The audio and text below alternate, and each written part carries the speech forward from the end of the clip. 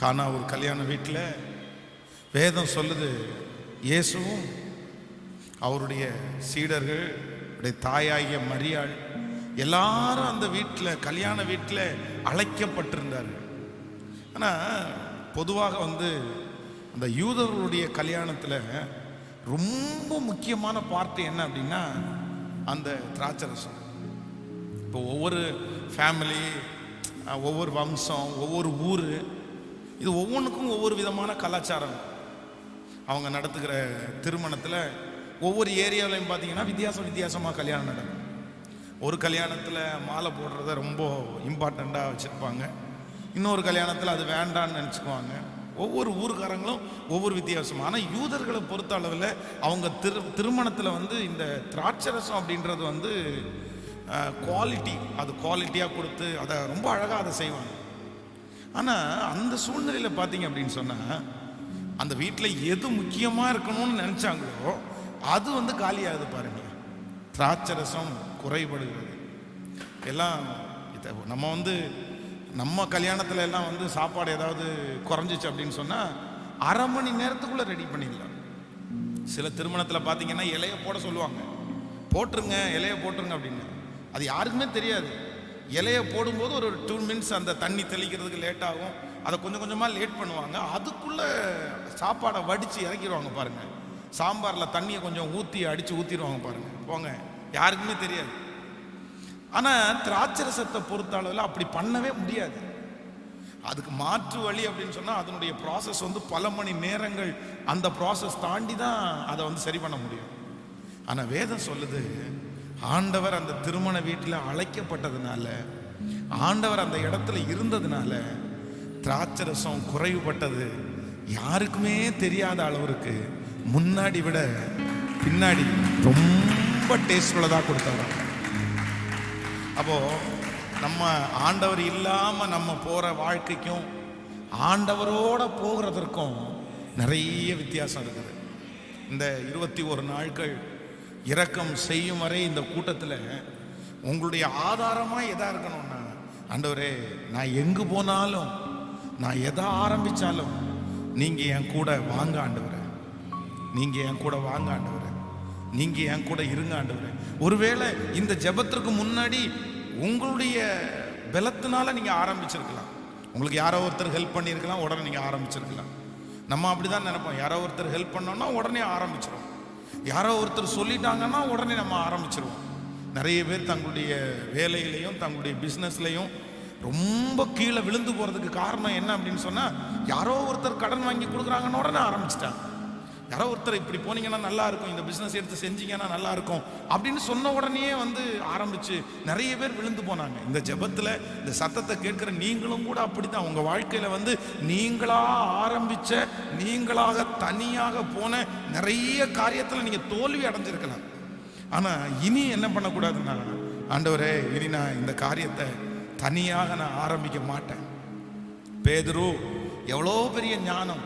வேதம் சொல்லுது, அவன் கடல்லே இருக்கிறவன், அவன் மீன் பிடிக்கிற தொழில் தான் அவனுக்கு பிரதானமான தொழில். அவருக்கு நல்லா தெரியும், இந்த பக்கம் இருக்கும், அந்த பக்கம் இருக்கும், கடல் ஆழத்தில் இருக்கும், இந்த இடத்துல இவ்வளோ மீன் இருக்கும், இந்த வருஷத்தில் இந்த மாதிரி மீன்கள், எல்லா நாலேஜும், மீன் பிடிக்கிறத குறித்த சகல நாலேஜுமே பேதுருவுக்கு இருக்கு. பேதுரு நாலேஜ் உள்ள ஆனால் இயேசு இல்லாமல் போறாரு பாருங்களேன். ஐயரே முழுதும் பிரயாசப்பட்டோம், ஒன்றும் அகப்படவில்லை. நீங்க உங்களை செக் பண்ணணும். உங்க பிசினஸ்ல இயேசு இருக்காரா? உங்க குடும்பத்தில் இயேசு இருக்காரா? உங்க படிப்புல இயேசு இருக்காரா? உங்க ஊழியத்தில் இயேசு இருக்காரா? இயேசு இல்லாத ஊழியம் செய்ய முடியும், இயேசு இல்லாத பிசினஸ் பண்ண முடியும், இயேசு இல்லாம குடும்ப ஜெபம் நடத்த முடியும், குடும்பத்தை ரன் பண்ண முடியும். ஆனா இங்க இயேசு இல்லை. தங்களுடைய பிரயாசத்தை முழுக்க பிரயாசத்தை பயன்படுத்தியும் மிச்சம் என்னன்னு கேட்டா வெறுமையான படகு, காலியான படகு. நம்ம நிறைய பேர் அப்படிப்பட்ட சூழ்நிலையில தள்ளப்படுறோம். காலியான படகு நம்ம படகு. ஸோ இயேசுவை நம்ம ரொம்ப முக்கியத்துவம் வைக்கல. ஆண்டவரே இந்த 21 நாட்களும் நான் ஒரு தீர்மானம் எடுக்கிறேன், இனி மரணம் வரைக்கும் எங்க வாழ்க்கையில யார் தான் முக்கியம்னா உங்களை நான் முக்கியமான வைக்க போறேன். ஆமேன். இனி நீங்க இல்லாம நான் எதையுமே என்ன பண்ண மாட்டேன்னா செய்யவே மாட்டேன். ஆமேன்னு சொல்லுங்க பார்க்கலாம். அப்ப சொல்லலாமா அப்பாவை பார்த்து, ஆண்டவரே நீங்க வராம நாங்க ஒன்றும் செய்ய முடியாது. எனக்கு 1000 படிப்பு இருக்கலாம், எனக்கு நல்ல நாலேஜ் இருக்கலாம், எனக்கு உதவி செய்யறதுக்கு 10 பேர் என் கூட இருக்கலாம். ஆனா நான் நம்புறேன், இல்லை இல்லை இல்லை, எத்தனை பேர் இருந்தாலும் யாருடைய பிரசன்ஸ் அங்க வேணும் அப்படின்னு சொன்னா கர்த்தருடைய ஆசீர்வாதம், அந்த ஆண்டவருடைய பிரசன்ஸ் அங்க கண்டிப்பா வேணும், கண்டிப்பா வேணும். ஆமேன். சில நேரத்தில் வாலிபர்களை வந்து இந்த கூட இருக்கிற ஃப்ரெண்ட்ஸ் வந்து உற்சாகப்படுத்துவாங்க. செய் மாப்பிள்ள, செய், நீ முன்னாடி நின்று செய், ஒன்றும் ஆகாது, நாங்கள் கூட நிற்கிறோம் அப்படின்னு. நானும் எத்தனையோ பேருடைய வாழ்க்கையை பார்த்துருக்குறேன். அந்த மாதிரி மனிதர்களுடைய உற்சாகத்தினால நீ செய் நாங்கள் கூட நிற்கிறோம்னு சொல்கிறவங்க கடைசி வரைக்கும் அவங்க கூட நிற்கவே இல்லை. அவங்க பாதி வழியில் விட்டுட்டு தான் போனாங்க. எங்களால் முடியாதுன்னு தான் சொன்னாங்க. ஆனால் ஆண்டவரையே நம்பி காலடி எடுத்து வச்சவங்களுக்கு கர்த்தர் கடைசி வரையிலும் அவங்கள இருந்து நடத்துறாரு. ஆமேன்னு சொல்லுங்க. ஸோ இந்த ஃபர்ஸ்ட் டே நம்ம எல்லாரும் சொல்ல போகிறோம், நீங்கள் வரணும். இனி என் வாழ்க்கையில் எது செஞ்சாலும் யார் இருக்கணும் அப்படின்னா, இன்னைக்கு ஒரு ஜெபத்தை வச்சிருங்க.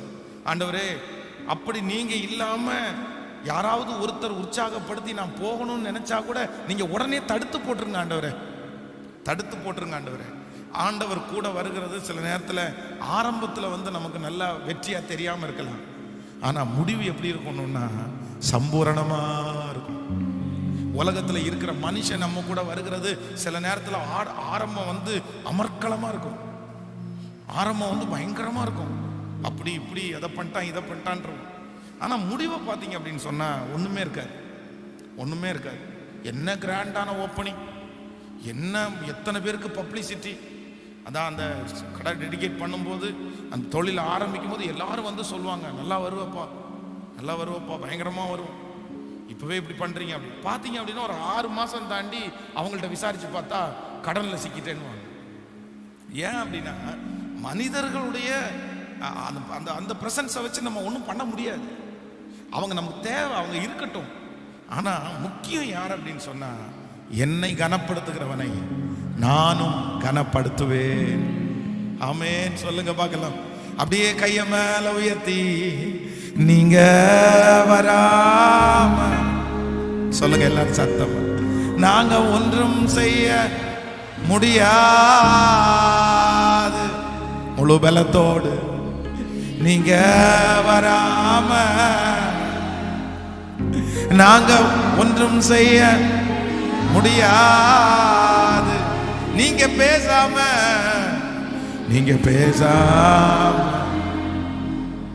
காரியம் ஒன்றும் இயேசுவே இயேசுவே இயேசுவே நீங்க பேசாம காரியம் ஒன்றும் வாய்க்கா. சொல்லிட்டே இருக்கலாம்.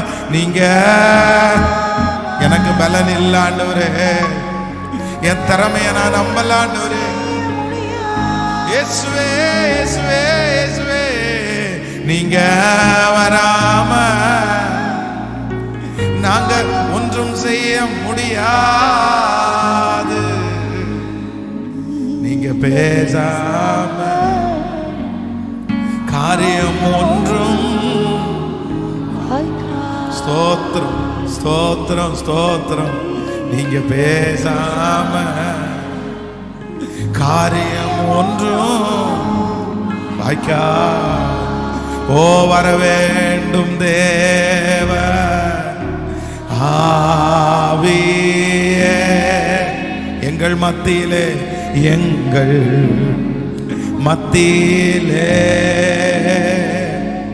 வர வேண்டும் தேவ ஆவியே எங்கள் உள்ளத்தில் உம்மை மறுதலித்தேன், பின்வாங்கி போனேன், உம்மை தேடாமல் வாழ்ந்து வந்தேன்.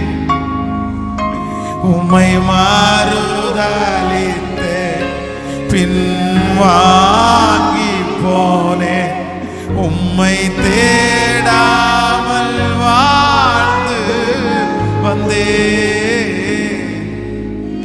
என்னை மன்னியும் தெய்வமே, இந்த ஒரு விசை மன்னியுமே. கேளுங்க, என்னை மன்னியும். இத்தனை நாட்கள் உங்களை தேடாததற்காக என்ன மன்னிச்சிருங்கப்பா. நான் உங்களோட சேரணும் ஆண்டவரே, நான் உங்களோட நடக்கணும் ஆண்டவரே. நீங்க பாடுறவங்க பாடுங்க, ஏசப்பாட்ட ஜெபம் பண்றவங்க ஜெபம் பண்ணுங்க, ஏசப்பாட்ட ஒண்ணு சேர்றவங்க ஒண்ணு சேருங்க. தேவனோட மன்றாட, தேவனோட உறவாட, தேவனோட ஒப்புரவாகிறதுக்கு இது ஒரு நல்ல நேரம். அதனால வேற எதையுமே பார்க்க வேண்டாம், ஏசப்பாவை மட்டும் பார்த்துட்டு அவருடைய பிரசன்னத்தை மட்டும் சுமந்து, இயேசுவே நீ நல்லவர் நல்லவர், நீங்க எனக்கு வேணும் ஆண்டவரே, நீங்க எனக்கு வேணும் ஆண்டவரே. உம்மோடு தான் நான் வாழணும், உம்மோடு தான் என்னுடைய பயணம். இனி நான் தனியாக எங்கேயுமே செல்றது இல்லப்பா. என் வேலையில என் கூட நீங்க வரணும், என் வாழ்க்கையில நீங்க என் கூட வரணும், என் ஊழியத்துல நீங்க என் கூட வரணும், இப்ப எடுத்திருக்கிற ப்ராஜெக்ட்ல நீங்க என் கூட வரணும், என் தாழ்வுல நீங்க என் கூட, என் உயர்வுல நீங்க என் கூட இருக்கணும் ஆண்டவரே. ஹல்லேலூயா ஹல்லேலூயா. அநியாயம் செய்தேன், கடும் கோபம் கொண்டே, அநியாயம் செய்தேன், கடும் கோபம் கொண்டேன், பிறர் வாழ்வை கெடுத்தேன் ஐயா, பிறர் வாழ்வை கெடுத்தேன் ஐயா. என்னை மன்னியும் இயேசுவே. சொல்லுங்க சத்தமா, இந்த ஒரு விசை. கிருப கிருப கிருப கிருப கிருப கிருப கிருப, என்னை மன்னியும் இயேசுவே, இந்த ஒரு விசை மன்னியுமே இயேசுவே, என் தெய்வமே, என்னை மனமிரங்கும் இயேசுவே, என் தெய்வமே, என்னை மனமிரங்கும். ஓ என்ன நம்புங்கப்பா, எங்களை நம்புங்கப்பா, என்ன நம்புங்கப்பா, எங்களை நம்புங்கப்பா. கையை உயர்த்தி அந்த வார்த்தையை சொல்லிட்டே நம்புங்க ஆண்டவரே. ஓ என்ன நம்புங்க ஆண்டவரே, என்ன நம்புங்க ஆண்டவரே, என்ன நம்புங்க. ஜெபம் பண்ணிட்டு அந்த பிரசன்னம் உங்களை தொட்டுட்டே இருக்கணும். உங்க வாழ்க்கை அப்படியே நீங்க வாயை திறந்து அர்ப்பணிச்சுட்டே இருந்தா போதும். ஓ ஹல்லேலூயா. என்ன நம்புங்க ஆண்டவரே, என்ன நம்புங்க, என்ன நம்புங்க ஆண்டவரே, என்ன நம்புங்க, என்ன நம்புங்க. ஓ முச்செடியில் பக்தன் மோசேக்கு தரிசனம் தரவில்லையா, பள்ளத்தாக்கில் வீரன் ஜோஷுவாவுக்கு சூரியன் நிற்கவில்லையா, முச்செடியில் பக்தன் மோசேக்கு தரிசனம் தரவில்லையா, பள்ளத்தாக்கில் வீரன் ஜோஷுவாவுக்கு சூரியன் நிற்கவில்லையா. காத்திருக்கும் உமடியாருக்கு பதில் ஒன்றுமே இல்லையா, காத்திருக்கும் உமடியாருக்கு பதில் ஒன்றுமே இல்லையா. இப்ப கையை உயர்த்தி சொல்லுங்க எல்லாரும், என்ன நம்புங்கப்பா, என்ன இயேசுவே, என்ன நம்புங்க. சத்தமா நீங்க சொல்லிட்டு அப்பா பார்த்து என்ன நம்ப.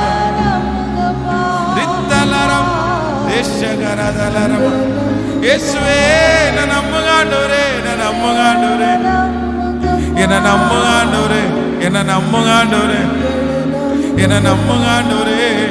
என்ன நம்புங்க ஆண்டவரே, என்ன நம்புங்க ஆண்டவரே, என்ன நம்புங்க. சொல்லுங்க சொல்லுங்க, ஒரு ஜெபமா ஜெபமா அப்படியே சொல்லிட்டே இருக்கு.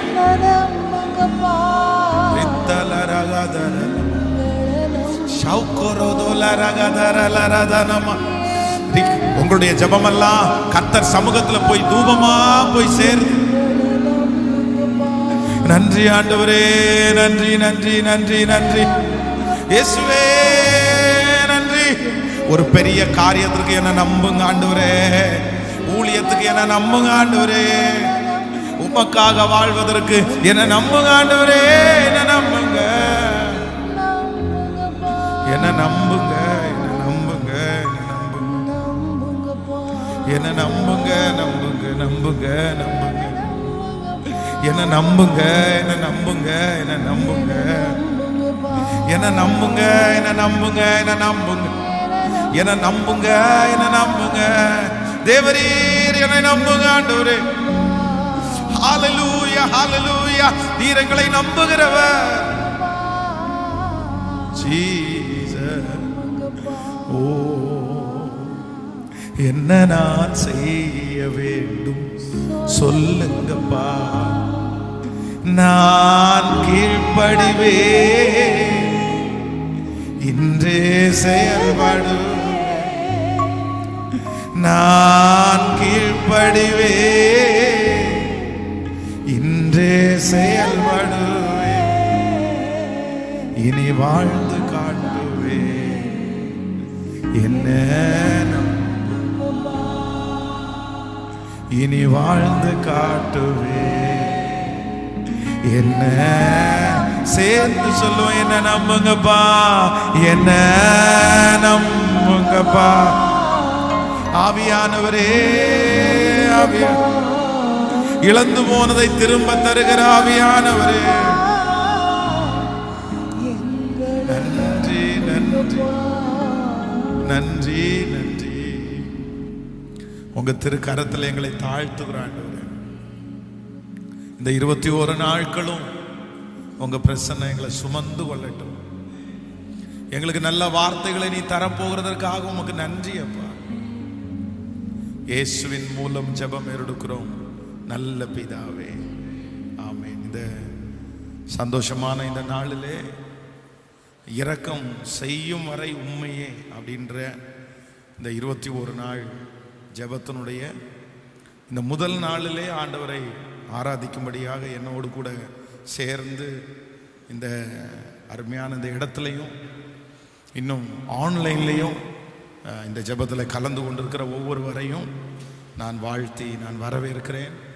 கண்டிப்பாக ஆண்டவர் இந்த 21 நாளையில் பெரிய அற்புதங்களை நம்முடைய வாழ்க்கையில் கர்த்தர் செய்ய போகிறார். ஆமென். வேதம் சொல்கிறது, நாட்களை விசேஷித்து கொள்ளுகிறவன் அது கர்த்தருக்கென்றே விசேஷித்து கொள்ளுகிறார். நம்முடைய வாழ்க்கையில் நம்ம நல்லா இருக்கிறதற்கு, ஆண்டவரோடு உள்ள உறவை சீர்படுத்துவதற்கு இப்படி அடிக்கடி நம்ம அதை செய்யணும். வேதம் சொல்லுது, ஆண்டவர் ஊழியம் பண்ணினார், நிறைய பேருக்கு சுகம் கொடுத்தார். ஆனால் அடிக்கடி அவர் என்ன பண்ணார்னா, அவர் தனியே போய் முழுதும் ஜெபம் பண்ணார். அவர் மலையில் போய் ஜெபம் பண்ணார். சீடர்களை முன்னாடி போக சொல்லிட்டு அவர் கொஞ்சம் லேட்டாக வந்தார். இதெல்லாம் என்ன அப்படின்னு சொன்னால், அந்த பிதாவோடு உள்ள அந்த ஐக்கியத்தை அவர் அந்த மாதிரி அடிக்கடி புதுப்பிச்சுட்டே இருந்தார். நம்மளும் அப்படிதான். நம்முடைய வாழ்க்கையில் என்ன பண்ணணும்னா, அடிக்கடி ஒரு 3 நாள் உபவாசம், ஒரு 2 நாள் உபவாசம். அப்போ இந்த மாதிரி ஒரு 21 நாட்கள் கர்த்தர் சமூகத்தில் ஒரு நேரமாவது அப்படி உபவாசம் இருந்து, இல்லைன்னா அந்த நான்வெஜ் எல்லாம் அவாய்ட் பண்ணிட்டு வெறும் வெஜ் ஃபாஸ்டிங், அந்த மாதிரி ஏதோ ஒரு விதத்தில் வேதம் சொல்லுகிறது, பொருத்தனை உமக்காக செலுத்தப்படும். அப்போ ஒரு ஆண்டவருடைய பிள்ளைக்கு ஆசீர்வாதங்கள் சும்மா இருந்தாலாம் வராது. சும்மா இருந்தால் வராது. சும்மா இருந்தால் கிடைக்கவும் கிடைக்காது. ஆண்டவரிடத்திலிருந்து ஆசீர்வாதத்தை நம்ம பெற்றுக்கொள்ளணும்னா, என்னை பொறுத்தளவில் வெறும் ஞாயிற்றுக்கிழமை மட்டும் கர்த்தரை துதிச்சா போதாது. இந்த மாதிரி ஒரு நாட்களை நியமித்து ஒரு பொருத்தனையோட கூட ஆண்டவருடைய சமூகத்தில் சேரும்போது ஆண்டவர் நமக்கு ரொம்ப நல்லவராகவே இருப்பார். ஆமென். இந்த ஒரு சாட்சி ரொம்ப ஆச்சரியமான ஒரு சாட்சி. ஒரு பையன் ஸ்கூலில் படிச்சுட்டு இருக்கும்போது அவனுக்கு எல்லா பாடத்துலையுமே மோஸ்ட்லி 80% மேலே எடுத்துருவான். ஆனால் மேக்ஸில் மட்டும் பார்த்தீங்கன்னா சுத்தமாக வராதான். என்னென்னமோ முயற்சி எடுத்து பார்த்தாங்க, என்னென்னமோ டியூஷனுக்கு எல்லாம் போட்டு பார்த்தாங்க. ஆனால் அந்த மேக்ஸ் பாடம் மட்டும் ஜஸ்ட் பாஸ், அந்த மாதிரி தான் பாஸ் பண்ணுவாங்க. மற்றது எல்லாத்துலேயும் பார்த்தீங்கன்னா 85, 90, 68, 70 அந்த மாதிரி நல்ல மதிப்பெண். அது ஏன் அப்படின்னு சொல்ல தெரியல. அவருக்கு அந்த மேக்ஸ் வந்து புரியவும் இல்லை. அப்போ அவங்க அம்மா அப்பா கூட நிறைய திட்டுவாங்களாம்மா, நீ அதில் மட்டும் ஏன் கான்சன்ட்ரேட் பண்ணாமல் இருக்க, நீ கொஞ்சம் அதில் கான்சன்ட்ரேட் பண்ணு. இல்லை நானும் பண்ணி தான் பார்க்குறேன், ஆனால் சரியாகலை அப்படின்னு. அப்போது ஒரு தீர்மானம் அந்த பையன் வந்து சர்ச்சில் போகும்போது ஒரு பொருத்தனை ஒன்று எடுத்துருக்காரு. என்ன பொருத்தனை அப்படின்னு சொன்னால், ஆண்டவரே நான் இனி என்ன பண்ண மாட்டேன் அப்படின்னு சொன்னால், ஞாயிற்றுக்கிழமை ஒரு நாள் நான் படிக்க மாட்டேன், ஞாயிற்றுக்கிழமை ஒரு நாள் படிக்க மாட்டேன், ஞாயிற்றுக்கிழமை ஒரு நாள் முழுக்க அது உங்களுக்காக மட்டும்தான் செலவு பண்ணுவேன். நான் ஊழியத்துக்கு போவேன், சர்ச்சில் வேலையெல்லாம் செய்வேன், அதனால் ஞாயிற்றுக்கிழமை மட்டும் நான் என் புத்தகத்தை எடுத்து படிக்க மாட்டேன் அப்படின்னு ஒரு பொருத்தனை எடுத்துருக்கேன். ஸோ அந்த பொருத்தனை போயிட்டே இருக்குது. அடுத்து எக்ஸாம் வருது. எக்ஸாம் வந்தால் கரெக்டாக அந்த மேக்ஸ் எக்ஸாம் வந்து மண்டே வந்துச்சாங்க, திங்கக்கிழமை. மற்ற எல்லா எக்ஸாமுக்கும் பார்த்தீங்க அப்படின்னா 4 நாள் 2 நாள் லீவாமா. ஆனால் இந்த எக்ஸாமுக்கு மட்டும் அவ்வளோதான், சனிக்கிழமை லீவு, ஞாயிற்றுக்கிழமை, சனிக்கிழமை எக்ஸாம் நடக்குது, ஞாயிற்றுக்கிழமை லீவு, திங்கக்கிழமை எக்ஸாம். இவருக்கு என்ன பண்ணுறதுனே தெரியலையாமா. ஆண்டவரே நான் இப்படி ஒரு பொருத்தனை வேற எடுத்துட்டேனே, ஆனால் அந்த பொருத்தனை நான் மீற மாட்டேன் அப்படின்னு சொல்லி உட்காந்து ஜெபம் பண்ணி எல்லா வேலையும் சர்ச்சில் எல்லாம் முடிச்சுட்டு அடுத்த நாள் எக்ஸாம். நைட்டு 11 மணிக்கு மேலே புத்தகத்தை திறந்து இனி படிக்கலாம் அப்படின்னு சொல்லிட்டு உட்காந்து எல்லா வேலையும் முடிச்சுட்டு ஊழியத்தை முடிச்சு படிக்க ஆரம்பிச்சிட்டாங்க.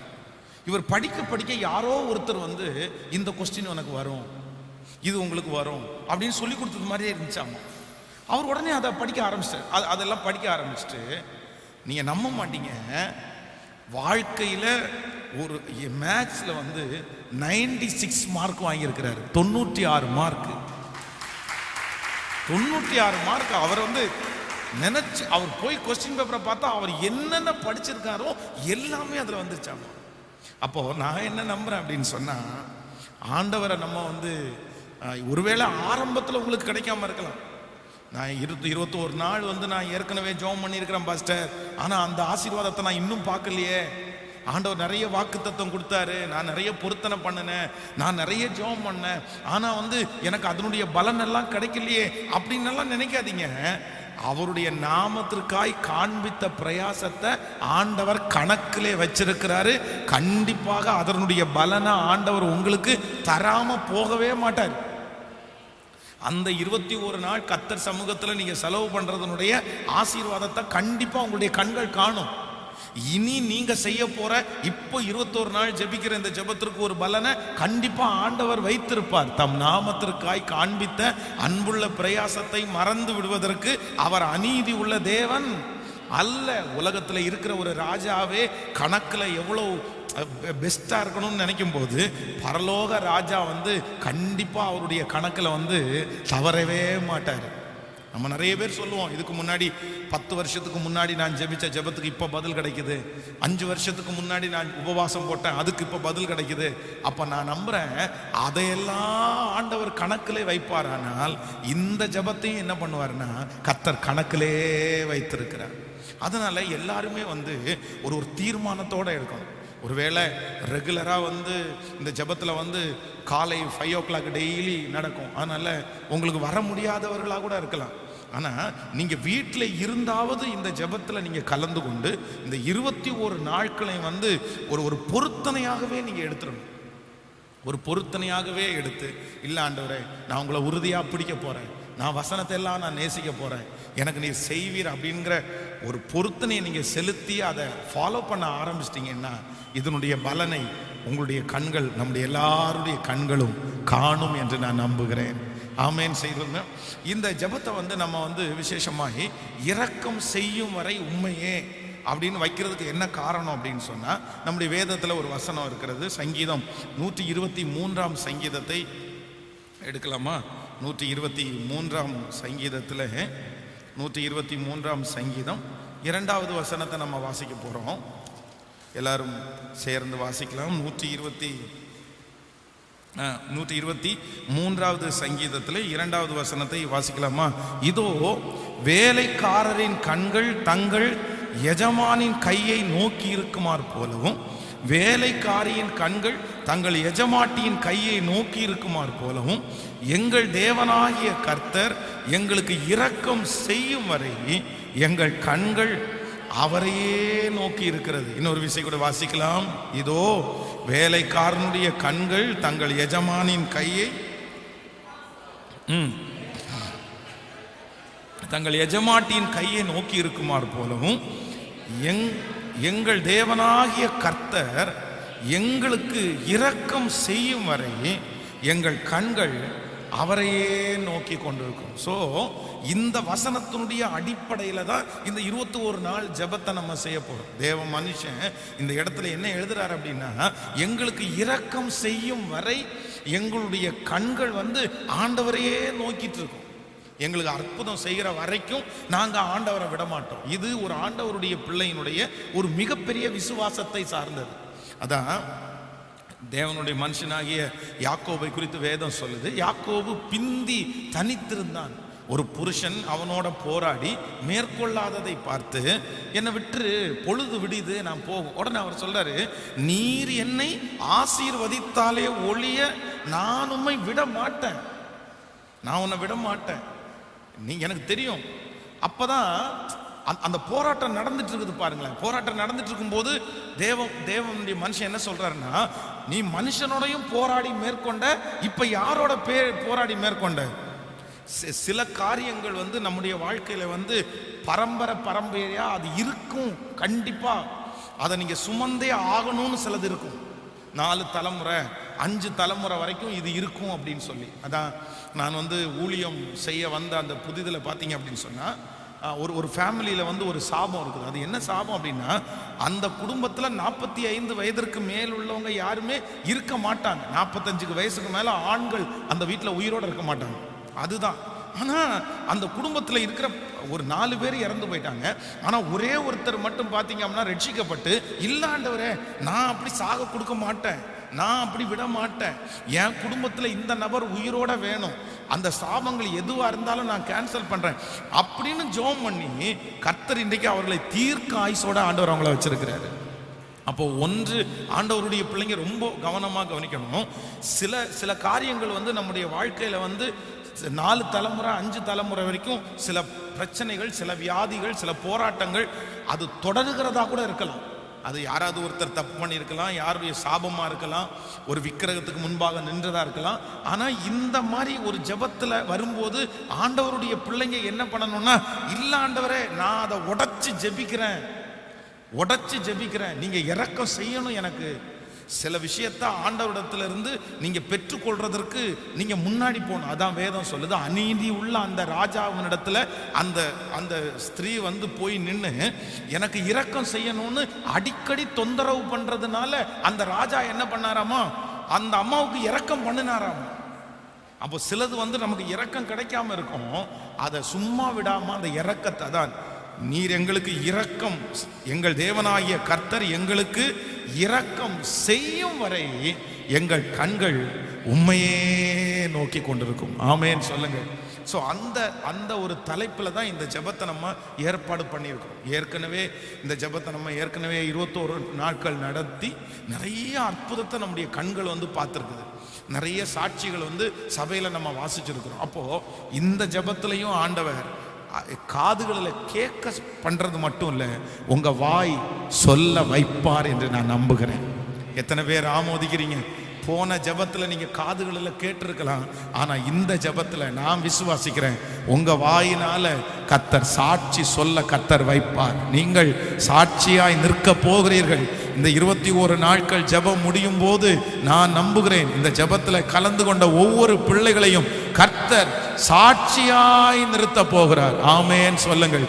கைகளை உயர்த்தி சொல்லுங்க, ஆண்டவரே நான் நம்புகிறேன், நீர் என்னை சாட்சி சொல்ல வைக்க போகிறதற்காக, நான் என்னுடைய வாயினால் அந்த சாட்சியை சொல்ல போகிறதற்காக நன்றி. ஆமேன் சொல்லுங்கள். ஸோ இன்றைக்கு விசேஷமாக இந்த இரக்கத்தை குறித்து நான் தியானிக்கும் போது இந்த ஃபர்ஸ்ட் டே வந்து ஆண்டவருடைய 2 விதமான இரக்கத்தை குறித்து உங்களோட சொல்லி நம்ம எல்லாரும் சேர்ந்து இன்னைக்கு ஜெபம் பண்ணி இன்னைக்கு கடந்து போகலாம். ஒவ்வொரு நாளும் நமக்கு வந்து டெய்லி வந்து காலையில் 5 o'clock இங்கே நமக்கு நடக்கும். ஜீசஸ் கால்ஸ் இந்த ப்ரேயர் டவரில் டெய்லி 5 மணிக்கு நடக்கும். ஞாயிற்றுக்கிழமை மட்டும் மாலையிலே உங்களுக்கு நடக்கும். மாலையிலே 6:15 மணிக்கு மாலையில் நடக்கும். நீங்கள் தவறாமல் கலந்து கொள்ளுங்கள். ஆன்லைனில் டெய்லி காலையில் 6 o'clock டெலிகாஸ்ட் ஆகும். அவர்களும் நீங்கள் கலந்து கொள்ளலாம். நேரடியாக வருகிறவர்கள் நேரடியாக வரலாம். உங்களுடைய சொந்தங்கள் எல்லாம் அறிமுகப்படுத்தி எல்லாரையுமே இந்த ஜெபத்தில் ஒவ்வொரு நாளும் காலையில் நீங்கள் வரும்போது உங்களுக்கு அன்னைக்கு பேசுறதனுடைய வாக்குத்தத்த வசனத்தை உங்களுக்கு பிரிண்ட் பண்ணி நாங்கள் கொடுத்துருவோம். அந்த வாக்குத்தத்தத்தை நீங்கள் வைத்து நீங்கள் அந்த நாள் முழுதும் ஜெபம் பண்ணி கடந்து போகும்படியாக உங்களை அன்போடு கேட்கிறேன். ஒவ்வொரு நாளும் போக போக போக அந்த ஜெபத்தை வந்து நம்ம வந்து ஒன்றொன்னா நம்ம சொல்லி நம்ம ஜெபம் பண்ணுவோம். இந்த 21 நாட்களையும் ஒரு பெரிய மாற்றத்தை ஆண்டவர் நமக்கும் தருவார், நம்முடைய தேசத்துக்கும் நம்முடைய பட்டணத்திற்கும் தருவார். ஆமென். ஸோ இந்த முதல் நாளிலே கர்த்தருடைய சமூகத்திலே நான் வந்து வாக்குத்தத்தத்திற்காக ஆண்டவருடைய சமூகத்தில் ஜெபித்த போது ஆண்டவர் என்னுடைய இருதயத்தில் வந்து ஆண்டவருடைய இரக்கத்தை பற்றி பேசும்படியாய் ஆண்டவர் சொன்னார். நம்முடைய தேவனாகிய கர்த்தர் யார் அப்படின்னா நமக்காக இறங்குகிற கர்த்தர். அவர் இறங்குகிறவர். அவருடைய இரக்கம் வந்து பெரியது. ஒரு மனுஷனுடைய வாழ்க்கையில் ஆண்டவருடைய இரக்கம் வந்து கண்டிப்பாக உங்க எல்லாருக்குமே கிடைக்கணும். அது உலகத்தில் 2 மனிதர்களை நம்ம வித்தியாசமாக பார்க்க முடியும். இரக்கத்தை பெற்ற ஜனம், இரக்கத்தை பெறாத ஜனம். இரக்கத்தை பெற்ற ஜனங்களுக்கு பார்த்தீங்கன்னா அவங்க வாழ்க்கையில் நடக்கிறது எல்லாமே ஆச்சரியமாக தான் இருக்கும். எல்லாமே ஆச்சரியமாக தான் நடக்கும். அவங்களுக்கு எந்த தாளந்துகள் இருக்காது, அவங்களுக்கு பின்னணி இருக்காது, அவங்க எதுவுமே செய்ய தெரியாது. அவங்களுக்கு பொதுவாக கேட்க போனால் ஏன் நடக்குதுன்னா எப்படி நடக்குதுன்னு அவங்கள கேட்டால் அவங்களுக்கே தெரியாதுன்னு சொல்லுவாங்க. என்னமோ தெரியல. அதான் குருவி விழுந்து பனம் மலம் விழுந்த கதைன்னு சொல்லுவாங்கல்ல. குருவி வந்து விழுந்துச்சாமா, கரெக்டாக வந்து அது தொப்புன்னு கீழே விழுந்துச்சாமா. அப்படின்னா இந்த பழம் வந்து பார்த்தீங்கன்னா மாம்பழத்தை பார்த்தீங்கன்னா பழுக்கும்போது நல்லா பழுத்ததை வந்து நீங்கள் வந்து கையில் அப்படி லைட்டாக தொட்டால் போதும். அதை பிடுங்க வேண்டிய அவசியம் இல்லை. பச்சையாக இருக்கும்போது தான் அதை பிடிச்சி இழுத்து நீங்கள் எடுக்கணும். ஆனால் நல்லா அந்த மரத்துலேயே அது பழுத்துச்சு அப்படின்னு சொன்னால் லைட்டாக அப்படி கையை வச்சாலே நம்ம கையில் வந்துடும். நான் அதை வந்து டைரெக்டாக அப்படி கையில் எடுத்துருக்கிறேன். அந்த பழுத்த மாம்பழத்தை கையை தொட்ட உடனே கையில் வந்துடும். அப்போது ஏற்கனவே அது வந்து பழுத்திருக்கிறதுனால அந்த டைம் வந்து அந்த குருவி உட்கார்ந்தோன்னா அது விழுந்துச்சுன்னு சொல்லுவாங்கல்ல. அந்த மாதிரி அந்த தேவனுடைய இரக்கத்தை சம்பாதிக்கிற மனுஷனுக்கு பார்த்தீங்க அப்படின்னு சொன்னால் அது எதுவுமே இருக்காது. அவர் வரும்போது பார்த்தீங்கன்னா அந்த காரியம் நடக்கும். இது வரைக்கும் எத்தனையோ பேர் நினச்சி நடக்காது. அவங்களுக்கெல்லாம் தலைகளை நிற்பாங்க, ஒன்றும் புரியாது. ஆனால் இவங்களுக்கு நடக்கும். அதுதான் கர்த்தருடைய இரக்கம். அப்போ அந்த இரக்கத்தை ஆண்டவர் நம்ம மேல இரக்கமா இருக்கிறார். திரளான ஜனங்கள் வந்து அவ்வளவு கால்நடையாய் நடந்து கர்த்தருடைய வசனத்தை கேட்டு அவங்க பசியையும் பார்க்காம தேவ சமூகத்துல இருந்த உடனே அவங்க மேல ஆண்டவருக்கு ஒரு இரக்கம் வருது பாருங்க. உடனே ஆண்டவர் இறங்குறாரு. இறங்கி சொல்றாரு, இவங்களுக்கு ஏதாவது சாப்பாடு கொடுக்கலாமா? அப்போ அவங்க சொல்றாங்க, ஆண்டவரே இவங்களுக்கு இத்தனை பேருக்கு எப்படி ஆண்டவரே சாப்பாடு கொடுக்க முடியும்? அது என்ன பெரிய விஷயம், என்ன இருக்கு? உடனே 5 அப்பத்தையும் 2 மீனையும் எடுத்து கர்த்தர் ஆசீர்வதிச்சு ஆண்டவர் அவங்களுக்கு பிட்டு கொடுக்கிறார். எல்லாரும் திருப்தியா சாப்பிட்டாங்களாம். அப்போ அந்த இரக்கம் வந்து அவங்களுக்கு பார்த்தீங்க அப்படின்னு சொன்னா ஆகாரத்தை கொடுத்து அனுப்புது. அப்போ ஆண்டவருடைய இரக்கம் மட்டும் உங்களுக்கு கிடைச்சிச்சு அப்படின்னு சொன்னா அங்க எந்த வழியே இல்லைன்னாலும் நமக்காக ஆண்டவர் அந்த காரியத்தை செய்து முடிப்பார். அப்போ அந்த இரக்கத்தை சம்பாதிக்கணும். ஆண்டவர் வந்து இன்றைக்கு இறங்குவேன் என்று கர்த்தர் வாக்கு கொடுத்தார். ஆண்டவருடைய 2 இரக்கத்தை நம்ம வாசிக்க போறோம். ஒன்று ஆதியாகமம் 19ஆம் அதிகாரத்தை எடுத்துக்கொள்ளலாமா? 19ஆம் அதிகாரத்தை, ஆதியாகமம் 19ஆம் அதிகாரத்திலே 16வது வசனத்தை நம்ம வாசிக்க போறோம். ஆதியாகமம் 19ஆம் அதிகாரம் எல்லாரும் எடுத்துக்கொள்ளுங்கள். 19ஆம் அதிகாரத்திலே 16வது வசனத்தை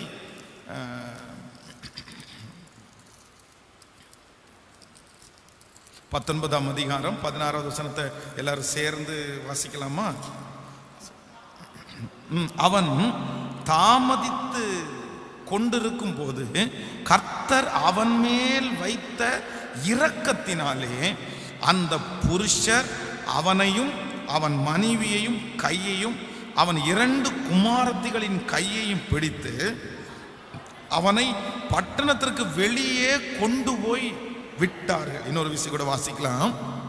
அவன் தாமதித்து கொண்டிருக்கும் போது கர்த்தர் அவன் மேல் வைத்த இரக்கத்தினாலே அந்த புருஷர் அவனையும் அவன் மனைவியையும் அவன் 2 குமாரத்திகளின் கையையும் பிடித்து அவனை பட்டணத்திற்கு வெளியே கொண்டு போய் விட்டார்.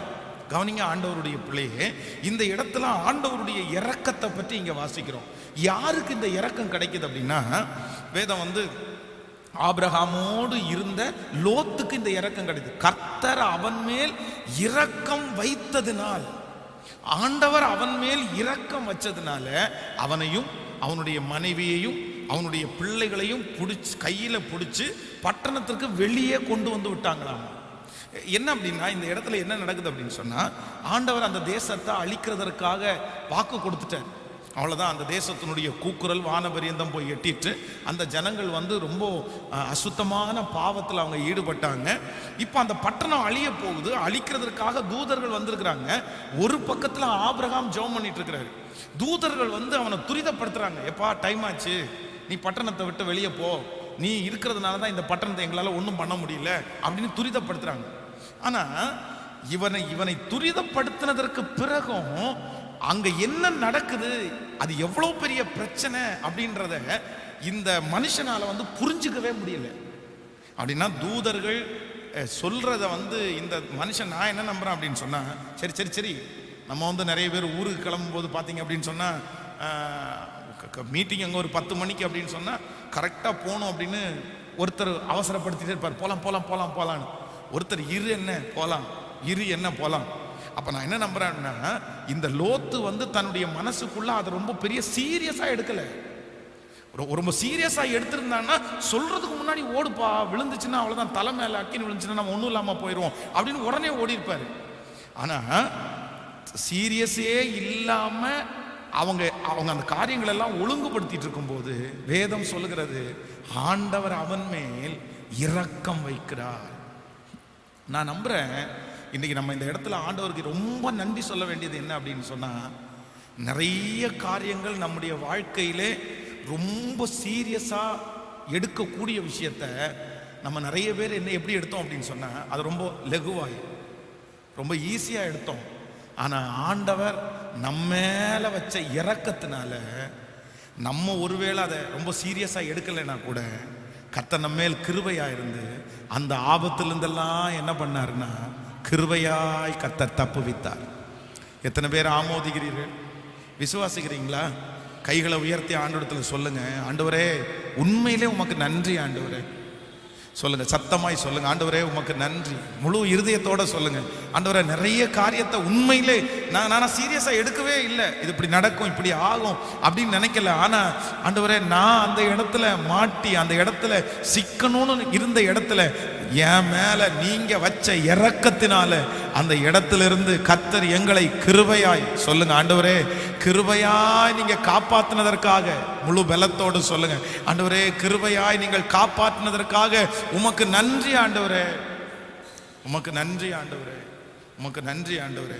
ஒருவேளை இந்த ஜபத்துல இந்த சத்தத்தை கேட்கிறவங்க நீங்க கூட சில காரியங்கள் உங்களுக்கு இவ்வளவு பெரிய ஆபத்து அது இருக்குன்னு தெரியாம இருக்கலாம். இவ்வளோ பெரிய பிரச்சனைன்னு எனக்கு தெரில பாஸ்டர், இவ்வளோ பெரிய ஆபத்துன்னு எனக்கு தெரில பாஸ்டர், ஆனால் நான் கொஞ்சம் தடுமாறிட்டேன், நான் கொஞ்சம் லேட் பண்ணிட்டேன். ஆண்டவர் இன்னைக்கு வாக்கு கொடுக்குறாரு, அப்படிப்பட்ட ஒவ்வொரு தேவனுடைய பிள்ளைக்கும் ஆண்டவர் என்ன பண்றாராமா, உங்க மேல அவர் வச்ச இரக்கத்தினாலே அந்த ஆபத்திலிருந்து கர்த்தர் கண்டிப்பாக உங்களை மீட்டு எடுப்பார். எத்தனை பேர் விசுவாசிக்கிறீங்க? நீங்க மனசுக்குள்ள நினைச்சிட்டே இருக்கலாம், ஆண்டவரே நான் தெரியாம செஞ்சிட்டேன், நான் அவசரமாக செஞ்சுட்டேன், நான் அப்படி செய்திருக்க கூடாது ஆண்டவரே, எனக்கு யாருமே அன்னைக்கு சொல்றதுக்கு இல்லை. இவ்வளோ பெரிய பிரச்சனையாக அது வெடிக்கும்னு தெரிஞ்சிருந்துச்சுன்னா நான் கொஞ்சம் அனுசரித்து போயிருப்பேன், இல்லைன்னா கொஞ்சம் பார்த்து போயிருப்பேன், நான் இவ்வளோ பெரிய சிக்கலில் போயிருக்க மாட்டேன். நான் அறியாமல் ஆண்டவரே செஞ்சேன். வேதம் சொல்லுகிறது, ஆண்டவருடைய வார்த்தை சொல்றது, நீங்கள் அறியாமல் செய்ததை அவருடைய இரக்கம் இந்த 21 நாள் ஜபத்தில் அதை வெற்றியாய் செய்து முடிக்கும்னு கர்த்தர் ஒரு ஆபத்து கூட வராம அதிலிருந்து நம்மையும் நம்முடைய பிள்ளைகளையும் காப்பாற்றுவேன் என்று வாக்கு கொடுக்கிறார். எத்தனை பேர் விசுவாசிக்கிறீங்க? நீங்க அறியாம செஞ்சதிலிருந்து கர்த்தர் உங்களை காப்பாற்றுவார். நீங்கள் அறியாமல் செய்ததிலிருந்து உங்கள் பிள்ளைகளை கர்த்தர் காப்பாற்றுவார். நீங்கள் தெரியாமல் போய் சிக்கி இருக்கிற காரியம் எதுவா இருந்தாலும் இந்த 21 நாள் ஜெபத்திலே கர்த்தருடைய இரக்கம் உங்கள் மேல் திரும்பி உங்களை மீட்டு எடுத்து பெரிய சாட்சியாக நிறுத்தும். நம்புறவர்கள் கைகளை உயர்த்தி, தகப்பனே எங்களுக்கு அப்படிப்பட்ட ஒரு இரக்கத்தை எங்களுக்கும் எங்கள் குடும்பத்திற்கும் நீர் பாராட்டுகிறதற்காக சொல்லுங்க சத்தமாய். ஆண்டவரே உமக்கு ஸ்தோத்திரம் என்று சொல்லுங்கள். ஹல்லேலூயா. நீர் அதை எங்களுக்கு செய்ய போகிறதற்காக முழு பலத்தோடு சொல்லுங்க. ஆண்டவரே நீர் செய்ய போகிறதற்காக உமக்கு ஸ்தோத்திரம், உமக்கு ஸ்தோத்திரம். அப்போ ஆண்டவர் மேல் வைக்கிற முதல் இரக்கம் என்ன அப்படின்னு சொன்னா, ஃபர்ஸ்ட் ஆசீர்வாதம். இந்த முதல் நாளில் ஆண்டவர் என்ன வாக்கு கொடுக்கிறாருன்னா, நீங்கள் அறியாமல் போய் சிக்கின எல்லாவற்றிலிருந்தும் கர்த்தர் உங்களை மீட்டு வெளியே கொண்டு வருவார். விசுவாசிக்கிறீங்களா? ஆமென் சொல்லுங்கள். ஆண்டவர் கொண்டு வருவார்னு எத்தனை பேர் நம்புறீங்க? அது ஆண்டவரால் மட்டும்தான் கொண்டு வர முடியும். நம்ம அவ்வளோ ஞானம் உள்ள நான் அநேக சாட்சிகள் எங்கள் வாழ்க்கையில், என்னுடைய வாழ்க்கையில் நிறைய சாட்சிகள் இருக்கிறது. அது அவ்வளோ பெரிய பிரச்சனை அப்படின்னு தெரியவே தெரியாது பாருங்க. ஆனால் அவ்வளோ பிரச்சனையிலிருந்து கர்த்தர் அழகாய் பார்த்தீங்கன்னா மீட்டு கொண்டு வருவார். ஒரு விஷயம் இந்த ராமநாதபுரம் புளியகுளத்தில் ஒரு சின்ன சண்டே ஸ்கூல் ஊழியத்துக்காக நானும் என்னுடைய பைபிள் காலேஜ் ஸ்டூடெண்ட் ஒருத்தரும் போனோம். அப்போ அந்த ஊழியம் அங்கே நடந்துகிட்டே இருக்குது. நாங்கள் பாட்டு பாடி அவங்களுக்கு அதெல்லாம் கற்றுக் கொடுத்துட்ருக்குறோம். அப்போ நாங்கள் கற்றுக் கொடுக்குற சொல்லி ஒரு 5-6 பசங்க எல்லாம் சேர்ந்து பிளான் பண்ணி எங்களை அடிக்கலாம் அப்படின்னு நினைக்கிறாங்க. அந்த மாதிரி எல்லாமே அவர் எல்லாம் ரெடியாக இருக்குது. நாங்கள் நடத்திட்டு அப்போ தான் முடிக்கிறோம். அந்த ஆமேன் போட்டு முடிச்சுட்டு வரும்போது பார்த்தீங்கன்னா கரெக்டாக அவங்க அந்த வாசல் பக்கத்தில் வந்துட்டாங்க. அந்த வீடு எங்களுக்காக திறந்து வைக்கப்பட்டிருக்கும், மொட்டை மாடி இருக்கும். அந்த கேட்டை திறந்து மொட்டை மாடியில் போய் இதை நடத்திட்டு நாங்கள் பாட்டுக்கு அந்த கேட்டை க்ளோஸ் பண்ணிட்டு வருவோம். இதுதான் வழக்கமாக செய்கிறது. என்னைக்கு போனாலும் அந்த வீட்டில் அந்த அம்மாவும் அந்த குடும்பத்தில் யாருமே இருக்க மாட்டாங்க. நாங்களும் எதையும் எதிர்பார்க்காம போயிட்டு வந்துடுவோம். அன்னைக்கு நாங்கள் வாசலை திறந்தா பார்த்தீங்கன்னா ஒரு 5-6 பேர் அப்படியே நின்றுட்டு இருக்கிறாங்க. ஒரு நாள் கூட ஞாயிற்றுக்கிழமை அந்த ஐயாவையும் அந்த அம்மாவையும் வீட்டில் நாங்கள் பார்த்ததே இல்லை. கரெக்டாக அவங்க கேட்ட திறக்கிறாங்க. நாங்கள் இப்படி போகிறோம், ஒரு சத்தம் கேட்குது. அந்த வீட்டினுடைய வாசல் திறக்குது. திறந்துட்டு அந்த ஐயாவும் அம்மாவும் கேட்குறேன், பிரதர் முடிச்சிட்டிங்களா, பிரதர் முடிச்சிட்டிங்களா? உடனே நாங்கள் அவங்களுக்கு நேராக திரும்பி, ஆமாம்மா முடிச்சிட்டோம், இப்போ தான் முடித்தோம் அப்படின்னு சொல்கிறோம்.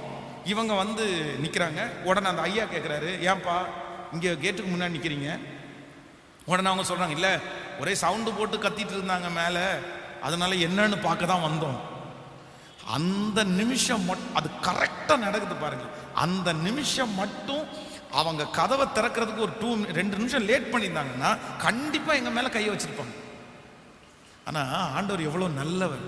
அப்போது இன்றைக்கு இந்த ஜெபத்தில் இருக்கிற ஆண்டவருடைய பிள்ளையே, நான் தெரியாமல் அல்லவோ பண்ணினேன் பாஸ்டர், நான் அறியாமல் அல்லவோ பண்ணினேன், நான் அறிஞ்சு செய்யவே இல்லை பாஸ்டர், என்னை கொண்டு போய் ஒருத்தர் சிக்க வச்சுட்டார் பாஸ்டர், என்னை கொண்டு போய் ஒருத்தர் மாட்டி விட்டுட்டாங்க பாஸ்டர், எனக்கு தெரியவே இல்லை, நான் தெரிஞ்சிருந்தா கண்டிப்பாக பண்ணியிருக்க மாட்டேன். அந்த இருதயத்தோடு யார் இந்த ஜெபத்தில் இந்த சத்தத்தை கேட்டாலும் உங்களை பார்த்து ஆண்டவர் வாக்கு கொடுக்கிறாரு, உன் இருதயம் சோர்ந்து போக வேண்டாம். நீ தெரியாமல் செய்ததை, அறியாமல் செய்ததை, அது எவ்வளோ பெரிய ஆபத்தா இருந்தாலும் கர்த்தருடைய இரக்கம் இந்த 21 நாள் உபவாச ஜெபம் முடிகிறதுக்குள்ள கர்த்தருடைய இரக்கம் உங்களை வெளியே கொண்டு வரும்னு நான் நம்புறேன். கர்த்தர் அந்த ஆபத்திலிருந்து உங்களை தூக்கி எடுப்பார். ஆமேன் சொல்லுங்கள். அந்த நஷ்டத்திலிருந்து கர்த்தர் தூக்கி எடுப்பார். ஓ ஹல்லேலூயா. லோத்துக்கு இறங்கின கர்த்தர் இன்றைக்கு இந்த ஜெபத்திலே இருக்கிற நமக்கு கர்த்தர் இறங்குவார். அவருடைய இரக்கம் உங்களை வெளியே கொண்டு வரும். அது ஒன்றும் சேதப்படுத்தாமல் கர்த்தர் தூதர்களை அனுப்பி கிருபையாய் கர்த்தர் உன்மேல் வைத்த இரக்கத்தினால் அவர்கள் உங்களை அதிலிருந்து வெளியே கொண்டு வந்து விடுவார்கள். ஆமேன் சொல்லுங்கள். விசுவாசிக்கிறீங்களா எல்லாரும்? உங்களுக்கு மட்டும் இல்லை, உங்கள் பிள்ளைகளுக்கும் அது நடக்க போகிறது. அந்த தெரியாத்தனமாக கடனில் போய் சிக்கி, தெரியாத்தனமாக லோனில் போய் சிக்கி, தெரியாத்தனமாக இடத்துல போய் சிக்கி, தெரியாத்தனமாக ஒரு குடும்பத்தோடு கூட வாழ்க்கப்பட்டு, இந்த மாதிரி ஆயிரக்கணக்கான சூழ்நிலைகள் உங்களுக்கு அந்த ஞான குறைவினால தெரியாத்தனமாக நீங்கள் போய் சிக்கி இருக்கலாம். ஆனால் வேதம் சொல்லுது, ஆண்டவருடைய இரக்கம் அவனுக்கு அதை பற்றி ஒண்ணுமே தெரியல. அதான் நான் என்ன நினைக்கிறேன் அப்படின்னு சொன்னா, அவங்கவுங்க ஆண்டவர் ஏற்கனவே சொல்லிட்டாரு, இந்த சமபூமி எங்கும் நிற்காது, பின்னிட்டு பார்க்காது, நீ எதையுமே எடுத்துட்டு போக வேண்டாம், நீ போயிரு, உன் பிராணன் தப்பு வைக்கிறதுக்கு மலைக்கு ஓடிப்போ அப்படின்னு ஆண்டவர் சொல்றாரு. ஆனா அந்த சீரியஸ்னஸ் அவனுக்கு என்ன பண்ணல, அந்த சீரியஸ்னஸ் புரியல பாருங்க, கொஞ்சம் கூட புரியல. அதை அறிஞ்சுக்கிறதுனுடைய பவர் அவனுக்கு இல்லை. ஆனா ஆண்டவர் அவன் மேல் வைத்த இரக்கத்தினால். இப்போ இந்த ஃபர்ஸ்ட் டே நம்ம என்ன ஜெபிக்கணும்னா, ஆண்டவரே இந்த லோத்துக்கு பாராட்டுன அந்த இரக்கத்தை எனக்கும் என் குடும்பத்துக்கும் நீங்க பாராட்டுங்க ஆண்டவர். ஆமென் சொல்லுங்க. அது ஒரு ஜெப குறிப்பாகவே நீங்க ஜெபம் பண்ணணும். அவன் மேல இரக்கம் வச்சு அவனை தப்புச்சிங்கல்ல, என் மேல இரக்கம் வச்சு நானும் சீரியஸா எடுக்காம இப்படி பண்ணதை எனக்கு கிருபையா இறங்க. அப்படியே ஜெபிக்கலாமா? அப்படியே கையை மேல உயர்த்தி எல்லாரும் தேங்க்யூ ஜீசஸ். எந்த காரியமா வேண்டாலும் இருக்கலாம். Thank you G. இது எங்களுக்காக தான் பாஸ்டர் பேசுறாரு. நீங்க சொல்ற வார்த்தை எனக்காக தான் பாஸ்டர். நான் அதை நினைச்சு என் இருதயத்துல ரொம்ப வருத்தப்பட்டுட்டு நான் இருக்கிறேன். நான் இவ்வளோ பெரிய சூழ்நிலையா அது முடியும்னு எனக்கு கொஞ்சம் கூட தெரியல பாஸ்டர், தெரியல.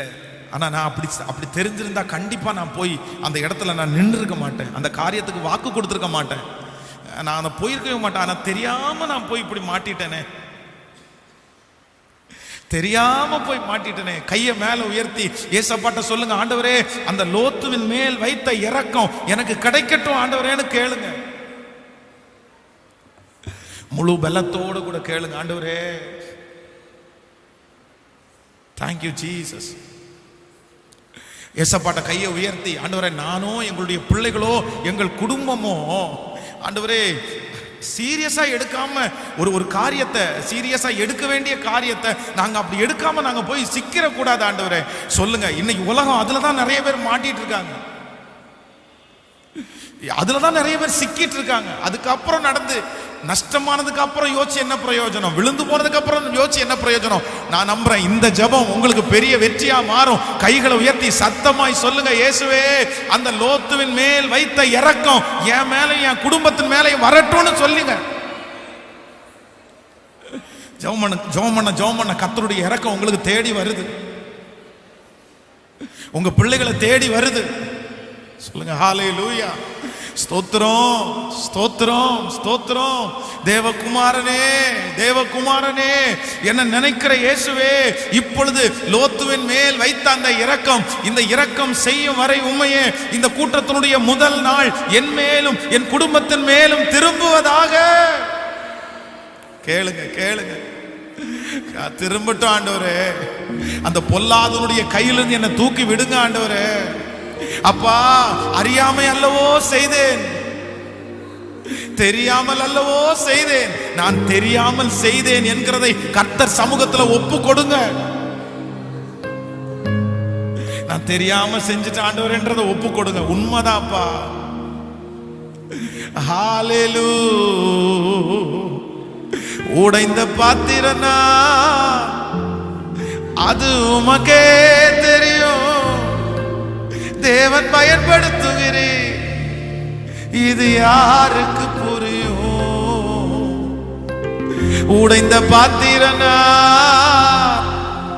அது உமக்கே தெரியும், தேவன் பயன்படுத்துகிறேன், இது யாருக்கு புரியும்? தேவகுமாரா தேவகுமாரா என்ன நினைச்சிடுங்க, சொல்லுங்க சத்தமாய். தேவகுமாரா தேவகுமாரா கொஞ்சம் நினைச்சிருச்சு. முடிஞ்சவங்க கைய மேல உயர்த்தி, தேவகுமாரா தேவகுமாரா என்ன நினைச்சிடுங்க. ஓ தேவகுமாரா தேவகுமாரா கொஞ்சம் நினைச்சிடுங்க. அப்பாவை பார்த்து நீங்க நினைச்சா ஆசீர்வாதந்தா, என்ன மறந்தா எங்கே சொல்லுங்க நீங்க நினைச்சா சித்தலரம் கனதூரத்திலே இயேசுவே என்ன மறந்தா எங்கே போவேனா? தேவகுமாரா தேவகுமாரா என்ன நினைச்சு தேவகுமாரா தேவகுமாரா கொஞ்சம் நினைச்சிடுங்க. அல்லேலூயா ஆமென். அறியாம செஞ்சாலும் தெரியாம செஞ்சாலும் அந்த அறியாமையினால செய்கிறதுனால உள்ள பாதிப்பை நிறைய நேரத்தில் நம்ம தான் சுமக்கணும். யூதாஸ் காரியத்தை குறித்து ஆண்டவர் நிறைய டைம் அவனுக்கு எச்சரிப்பு கொடுக்கிறாரு. ஆனா நான் என்ன நம்புறேன் அப்படின்னு சொன்னா, யூதாஸ் காரியத்து அந்த காரியத்தை செஞ்சது விளையாட்டுத்தனமா தான் செஞ்சிருக்கலாம். அப்படிதான் இருக்கு. ஏன்னா ஒரு பெரிய சீரியஸா அவன் எடுத்துக்க மாட்டான். ஏன் அப்படின்னா, ஏற்கனவே ஆண்டவர் எத்தனையோ இடத்துல தப்பிச்சுட்டு இருக்கிறாரு. எத்தனையோ பேர் கொல்ல நினைச்சாங்க, ஆண்டவரை கொல்ல முடியலையே. இப்ப நம்மளை பிடிச்சு கொடுத்தா மட்டும் என்ன அவனை ஆண்டவரை கொல்ல போறாங்களா? அவர் எவ்வளவு பெரிய ஆளு, எவ்வளவு பெரிய தேவனுடைய குமாரன், கண்டிப்பா அவரை கொல்ல முடியாது. நமக்கு பணம் கிடைச்சிருச்சு, அவ்வளவுதான். நமக்கு காசு வந்துருச்சு, அவர் தப்பிச்சார். ஆனா அது அந்த சீரியஸா எடுக்காம விளையாட்டுத்தனமா செஞ்ச அந்த காரியத்திற்கு அவனுடைய உயிரையே மாய்க்க வேண்டிய சூழ்நிலைக்கு தள்ளப்பட்டுச்சு. எனக்கு தெரியும் நிறைய பேர் விளையாட்டுத்தனமா பார்த்தீங்க அப்படின்னு சொன்னா, இந்த ஆன்லைன்ல கடன் வாங்குறாங்க பாருங்களேன், விளையாட்டுத்தனமா. சும்மா அவங்களுக்கு தேவையே இல்லை, ஆனா அந்த ஆன்லைன்ல கடன் வாங்குறீங்களா, ஒரு 1000 ரூபாய் கடன் வாங்குறீங்களான்னு கேட்ட உடனே ஒரு 1000 ரூபாய் சும்மா ஜஸ்ட் அடிச்சு விடு, அதான் கண்ணுக்கு தெரியாம யாரோ ஒருத்தர் சொல்றாங்களே அப்படின்னு சொல்லி உடனே அதை பண்ணி அந்த 1000 ரூபாய் வாங்கி அந்த 1000 ரூபாய் 2000 ரூபாய் மாறி 2000 3000 மாறி அதற்கு பிறகு பெரிய கடன் பாரத்திலே அவங்க மூழ்கி ரொம்ப மன வருத்தமாகி, இன்னும் நீங்க சொல்ல போனீங்கன்னா அவங்க ஃபோன் பண்ணி டார்ச்சர் பண்ணி ரொம்ப வெறுத்து போய் சூசைட் பண்றதுக்கு, தற்கொலை பண்றதுக்கு போனவங்க எத்தனை பேர் தெரியுமா? அதுக்கப்புறம் அவங்களுடைய பேங்கை க்ளோஸ் பண்ணி வச்சு, அவங்களுடைய பாஸ்போர்ட் க்ளோஸ் பண்ணி வச்சு, இந்த மாதிரி அதுக்கப்புறம் அவங்களுடைய ஃபோட்டோவோட சேர்ந்து ஃபேஸ்புக்கில் போட்டு இவன் கடங்காரன்னு சொல்லி எல்லாருக்கும் முன்னாடி அவமானப்படுத்தி எத்தனை பேர் தெரியுமா? சும்மா விளையாட்டுத்தனமா ஏதோ ஒன்றுக்காக வாங்கினது. நீங்கள் நிறைய பேர் நியூஸ் கூட கேள்விப்பட்டிருப்பீங்க. ஒரு பையனுடைய கையில் அவங்க அப்பா ஃபோனை கொடுத்துட்டு போயிருக்கிறாரு. ஃபோனை கொடுத்துட்டு போய் 1 மணி நேரம் தாண்டி வந்துட்டா 42 லட்சம் ரூபா அந்த பையன் செலவு பண்ணியிருக்கான். ஒண்ணுமே செய்யாத ஒரு குட்டி பையன் 42 லட்சம் ரூபாவுக்கு அவன் ஆன்லைன்ல ஆர்டர் மட்டும் பண்ணியிருக்கான். பணம் போயிடுச்சு, அவங்க அப்பாவுடைய பேங்க்ல இருந்து பணம் போயிடுச்சு, அவ்வளவுதான். 42 லட்சம் 1 மணி நேரத்தில். அப்போ இதுவரைக்கும் உங்களையும் என்னையும் காப்பாத்துறது யார் அப்படின்னா, அவருடைய இறக்கம் தாங்க உங்களை என்னையும் காப்பாத்து. நம்ம சீரியஸ் இல்லாம இருந்தது 1 2 இல்லை, எத்தனை தெரியுமா? நம்ம எல்லாம் ரொம்ப அப்படி ஒரு பெரிய சீரியஸான ஆட்கள் எல்லாம் கிடையாது. எல்லாத்தையும் பார்த்து வண்டி ஓட்டுறோம். வண்டி ஓட்டும் போது ஒரு 10 கண் இருந்தா கூட வண்டி ஓட்டுறதுக்கு பத்தாது. இங்க பார்க்கணும், இதை பார்க்கணும், அதை பார்க்கணும், எத்தனையா பார்க்கணும். எல்லாத்தையும் பார்த்து தான் வண்டி ஓட்டணும். ஆனா நம்ம அப்படி இல்லை. வண்டி எடுத்தோமா, சாவியை போட்டோமா, முறுக்கணுமா, போ, முன்னாடி இருந்தா என்ன, பின்னாடி வந்தா என்ன. ஆனா பாத்தீங்கன்னா நம்ம டக்குன்னு திரும்பி பார்க்கும்போது பாத்தீங்கன்னா கண்ணு திறக்கிறதுக்குள்ள சல்லுன்னு ஒருத்தர் போவாங்க. இந்த நம்முடைய திருச்சபையில ஃபர்ஸ்ட் ஒரு மரணம் நடந்தது. அப்பதான் புதுசா அந்த பையன் பைக்ல போயிட்டு இருக்கும்போது, அவன் பைக்ல போயிட்டு இருக்கான். ஒரு அம்மா கார் டோர் அப்படி திறந்தாங்க, அவ்வளவுதான். இவன் வந்ததை பின்னாடி பார்க்காம கார் டோரை திறந்துட்டாங்க. இவன் பின்னாடி வந்தவன் அந்த கார் டோர்ல இடிச்சு அவனுடைய அந்த வண்டியினுடைய அந்த ஹேண்ட்பர் கரெக்டா வயிற்றுக்குள்ள குத்தி உள்ளுக்குள்ள இருக்கிற அந்த லிவர் எல்லாம் அப்படியே உடஞ்சிருச்சு. உள்ள யாருக்குமே தெரியல. அவனே பைக்ல இருந்து எழும்பி எல்லாத்தையுமே இது பண்றான். அந்த அம்மா என்னாச்சு பண்ணுறான், சொல்ல அடுத்த நிமிஷம் அவனுக்கு வலி ரொம்ப ஜாஸ்தியா இருக்கிற மாதிரி இருக்குது. அப்படியே தூக்கிட்டு GH ஹாஸ்பிட்டல் அட்மிட் பண்றாங்க. பேசிட்டே இருக்கிறான். திருப்பி அடிக்கடி கண் அப்படியே மங்குது. அப்புறம் திருப்பி சுயநினைவு கொஞ்சம் லேட்டாகி திரும்பி வருது. 2 மணி நேரத்துக்குள்ள இறந்துட்டாங்க. 2 ஹவர்ஸ்க்குள்ள. எதேர்ச்சியா கார் டோரை திறந்ததான். அப்போ ரொம்ப ஜாக்கிரதை. நம்ம சில டைம்ல கவனமே இல்லாம செய்யறது எவ்வளவு பெரிய ஆபத்துல வேணாலும் கொண்டு போய் விடலாம். ஆனா இன்னைக்கு வரைக்கும் நீங்க இருக்கிறதுக்கும் நான் இருக்கிறதுக்கும் பெரிய அடையாளம் என்னன்னா, அவருடைய இரக்கம் மட்டும்தாங்க. அவருடைய இரக்கம் மட்டும்தான். அப்ப ஆண்டவர் உங்க மேல இரக்கமா இருக்காரான்னு கேட்டா, என் மேல இரக்கமா இருக்காரான்னு கேட்டா, கண்டிப்பா நம்ம மேல கர்த்தர் இரக்கமா தான் இருக்கிறாரு. அதனாலதான் நம்ம தப்பிச்சிருக்கிறோமே தவிர நம்முடைய ஞானத்தினால நம்ம தப்புவிக்கவே இல்லை. ஆமென். ஒருவேளை இந்த ஜெபத்துல இருக்கிறவங்க, பாஸ்டர் 10 விஷயம் நான் அப்படி காப்பாற்றப்பட்டு ஏதோ ஒரு விஷயத்துல நான் விளையாட்டுத்தனமா ஆரம்பிச்ச அந்த காரியம் என் வாழ்க்கையில் எனக்கு ரொம்ப சிக்கலா வந்திருக்குது. நான் பெரிய பிரச்சனைக்குள்ள மாட்டிட்டேன்.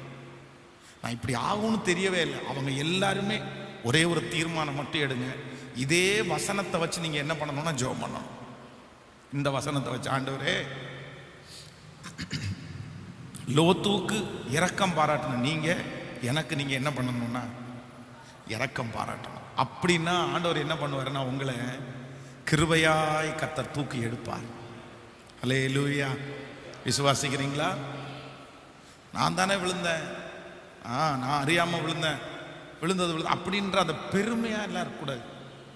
அறியாம விழுந்துட்டேன்றத, அறியாம செஞ்சுட்டேன்றத மனுஷன்கிட்ட ஒத்துக்குறீங்களோ இல்லையோ, கண்டிப்பா யார்கிட்ட ஒத்துக்கணும்? கர்த்தரிடத்துல ஒத்துக்கணும். மனுஷன்கிட்ட நீங்க ஒத்துக்காம போறீங்க, சரி பரவாயில்ல விடுங்க, கர்த்தர்கிட்டயாவது ஒத்துக்கணும். இல்ல சிலர் அப்படி இல்லை. என்ன செஞ்சேன், நான் என்னத்தை பெருசா செஞ்சுட்டேன் ஆண்டவரே அப்படின்னு கர்த்தரிடத்துல போய் கேள்வி கேட்டிருப்பீங்க. நீங்க அந்த காரியத்தை கை வர பண்ணாம இருக்க வேண்டியதானே? நீங்க ஏன்னா தடுத்து நிறுத்த வேண்டியதானே? அன்னைக்கு அடிச்சு எனக்கு ஒரு ஆக்சிடென்ட் தந்திருக்க வேண்டியதானே? கையை கட்டி வச்சிருக்க வேண்டியதானே? அன்னைக்கு எனக்கு பணம் கொடுக்காம இருந்திருக்கலாம். இல்ல, பண்ணது யாரு? தப்பு பண்ணினது நம்ம. இத்தனையும் பண்ணிட்டு ஆண்டவர்கிட்ட நிறைய பேர் கொஸ்டின் கேட்டுருவாங்க, நீர் நல்லவரா இருந்தா தடுத்திருக்க வேண்டியதானே? அன்னைக்கு தானே ஞாயிற்றுக்கிழமை சர்ச்சுக்கு போனேன், நீங்க பேசுனீங்க, அதை கேட்டு தானே நான் போனேன். இல்லை, அதான் ஆண்டவர் உங்களுடைய விழுந்து போன கோடாரிய திரும்பி மிதக்க பண்ணணும்னா நீங்க ஒத்துக்கணும். என்னுடைய அசால்ட்டு தான் ஆண்டவரே காரணம். நான் அதை கவனிக்காம விட்டேன் ஆண்டவரே, நான் கவனிக்கல ஆண்டவரே. ஆமென் சொல்லுங்க பார்க்கலாம். கையை உயர்த்தி ஒரு விசை கூட. லோத்துன் மேல வச்ச இரக்கம், அவன் மேல் வைத்த இரக்கத்தினால் ஒவ்வொரு பெற்றோர்களும் பிள்ளைகளுக்காக ஜெபம் பண்ணுங்க. ஒவ்வொரு மனைவிகளும் கணவனுக்காக ஜெபம் பண்ணுங்க. கணவன் மனைவிக்காக ஜெபம் பண்ணுங்க. ஓ ஹalleluya.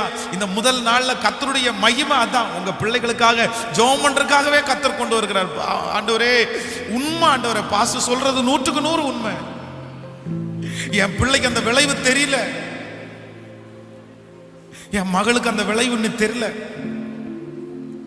என் மகனுக்கு அந்த விளைவு தெரியல. அவன் விளையாட்டா எடுத்துக்கிறான், ரொம்ப விளையாட்டா எடுத்துக்கிறான்.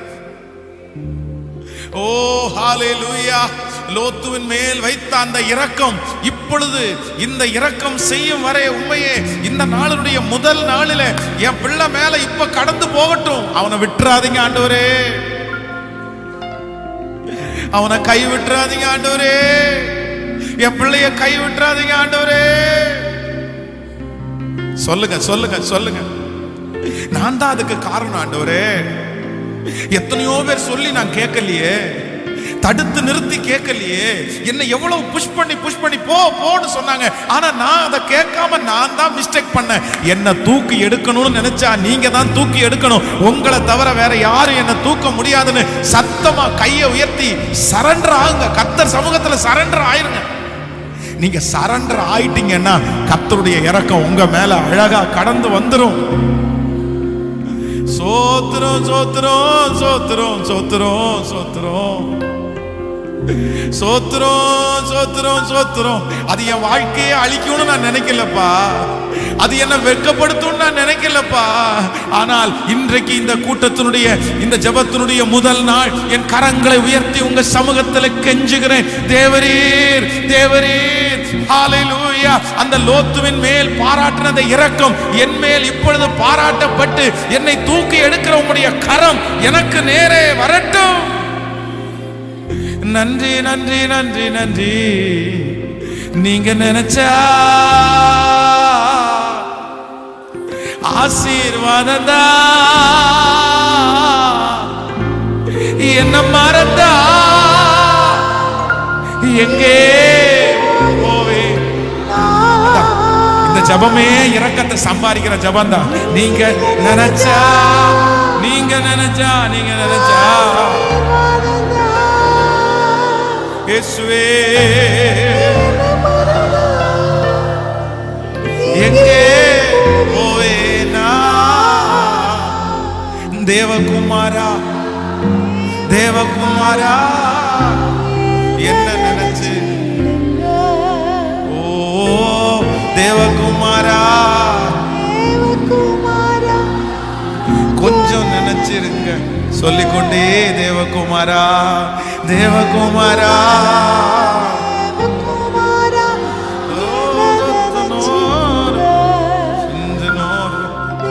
தேவகுமாரா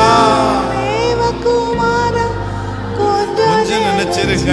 சேர்ந்து கையை உயர்த்தி சொல்லுங்க. நீங்க நினைச்சா நீங்க நினைச்சா இயேசுவே என்ன மறந்தா எங்கே போவேனா.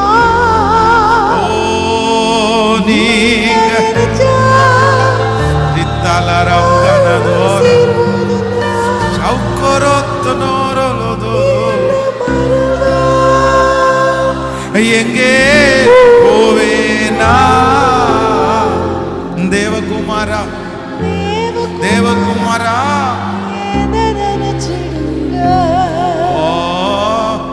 தேவகுமாரா தேவகுமாரா கொஞ்சம் நினைச்சிடுங்க. ஆமென். சோ இந்த முதல் நாள் கர்த்தர் சமூகத்தில், ஆண்டவரே உங்க இரக்கம் என்ன, நீங்க எங்க மேல வச்ச இரக்கம் எவ்வளவு பெருசு ஆண்டவரே அப்படின்னு நான் தியானிக்கும் போது உண்மையிலே என்ன அறியாமலே நான் ரொம்ப கண் கலங்கினேன். இந்த லோத்துனுடைய வாழ்க்கையை வாசிக்கும் போது ஆச்சரியமா இருந்துச்சு எனக்கு. ஸோ அவன் கர்த்தர் அவன் மேல் வைத்த இரக்கத்தினால் அவனையும் அவனுடைய மனைவி அவனுடைய பிள்ளைகளையும் கையை பிடிச்சி அவரே வெளியே கொண்டு வந்து விட்டு போப்பா. தாவீதை குறித்து வேதம் சொல்லுது, இஸ்ரவேல் ஜனங்களை தொகை பார்க்க வேண்டாம் என்று ஆண்டவர் ஜனங்களை தொகை பார்க்கிறதுக்குன்னு ஒன்று வச்சிருக்கிறார். அவ யோபாப் வந்து எச்சரிக்கிறார், வேணாயா இப்போ எதுக்கு நம்ம அதை பண்ண போறோம், நமக்கு தான் எல்லா கூட்டம் இருக்குது. ஆனா தாவீதுக்கு ஒரு விளையாட்டாகி போச்சு. அதென்ன பெரிய விஷயம், பண்ணுங்க அதை எண்ணிட்டு வாங்க அப்படின்னு. இப்போ கர்த்தருடைய கோபம் ஜனங்கள் மேலேயும் ராஜா மேலேயும் வந்துருச்சு. அதுக்கப்புறம் தான் உணர்றாரு, ஐயோ இது இவ்வளோ பெரிய பிரச்சனை எனக்கு தெரியாம போயிடுச்சே. சாதாரணமான ஜனங்களை என்றதுன்னுலாம் தான் நினைச்சேன், இதுக்கு பின்னாடி இவ்வளோ பெரிய விளைப்பு இருக்குன்னு எனக்கு தெரியவே இல்லை ஆண்டவர். அந்த தண்டனையை ஆண்டவர் கேட்கும் போது தான் தெரியுது அது இவ்வளோ பெரிய பிரச்சனைன்னு. உடனே ஆண்டவர் சொல்றார், சரி பரவாயில்ல, இப்போ 3 தண்டனையை உன் மேலே வைக்கிறேன். ஆனா தாவீது என்ன சொல்றான்னா, தண்டனையை ஏற்றுக்கொள்றதுக்கு நான் ஆயத்தமா இல்லை, ஆனா உங்க இரக்கத்தை ஏற்றுக்கொள்றதற்கு நான் இப்பொழுது கொடிய இடுக்கணில் அகப்பட்டிருக்கிறேன். நான் கர்த்தருடைய கரத்திலே விழுவேனாக. அவருடைய இரக்கம், அவருடைய இரக்கம். சிஸ்டர், பிரதர், என் அன்பு தகப்பனை, தாயே, தெரியாம கைப்பிசகா இல்லைனா இவ்வளோ பெரிய சூழ்நிலையா ஆகும்னு நினைக்காம, இல்லைன்னா எத்தனையோ பேர் எச்சரித்து கூட அதை ஒரு விளையாட்டுத்தனமா ஒரு சீரியஸா எடுக்காம நீங்க போய் ஏதாவது ஒரு பிரச்சனையில யாராவது ஒருத்தர் மாட்டி சிக்கி தவிப்பீங்கன்னா, இன்னைக்கு ஆண்டவர் உங்களுக்காக தான் பேசுறாரு. என்னை மறுபடியும் தூக்கி எடுக்க முடியுமா பாஸ்டர்? நான் மறுபடி நிற்பேனா? ஆண்டவர் உங்களுக்காக தான் பேசுவார். அவருடைய இரக்கம் என்ன அப்படின்னா, தெரியாம நீங்க போய் அந்த இடத்திலிருந்து உங்களை தூக்கி எடுக்கிறதுக்கு அவருடைய இரக்கம் வருது. இப்போ இன்னைக்கு இந்த நாள் முழுக்க நீங்க ஜெபிக்கணும். ஆண்டவரே, அந்த மனுஷன் மேல நீங்க பாராட்டின இரக்கம் எனக்கு கிடைக்கட்டும். இனி நான் அப்படி பண்ண மாட்டேன். இனி அந்த மாதிரி ஒரு சிக்கல்ல போய் நான் இருக்க மாட்டேன். என்னை முழுவதுமாக இந்த இந்த பிரச்சனையிலிருந்து என்னை 1% இல்லை, 100% என்னை தூக்கி எடுங்க ஆண்டவரே. 100% என்னை தூக்கி எடுங்க ஆண்டவரே. ஸோ நம்பர் 2, ரெண்டாவது ஆண்டவருடைய இரண்டாவது இரக்கம் வேகமாக நம்ம தியானிக்கலாம். யாத்திராகமம் 2ஆம் அதிகாரத்திலே 6வது வசனத்தை வாசிக்கலாமா? யாத்திராகமம் 2ஆம் அதிகாரம் 6வது வசனத்தை வாசிக்கும் போது, அதை திறந்த போது பிள்ளையை கண்டாள், பிள்ளையை அழுதது, அவள் அதன் மேல் இரக்கமுற்று இது எபிரேய பிள்ளைகளில் ஒன்று என்றார். இன்னொரு விஷயம் கூட சத்தமாய் வாசிக்கலாமா? அதை திறந்த போது பிள்ளையை கண்டாள், பிள்ளையை அழுதது, அவள் அதன் மேல் இரக்கமுற்று இது எபிரேய பிள்ளைகளில் ஒன்று என்று. அப்பொழுது அதன் தமக்கை பார்வோனின் குமாரத்தியை நோக்கி, உமக்கு இந்த பிள்ளையை வளர்க்கும்படி எபிரேய ஸ்திரீகளில் பால் கொடுக்கிற ஒருத்தியை நான் போய் உம்மிடத்தில் அழைத்து கொண்டு வரட்டுமா என்றான்.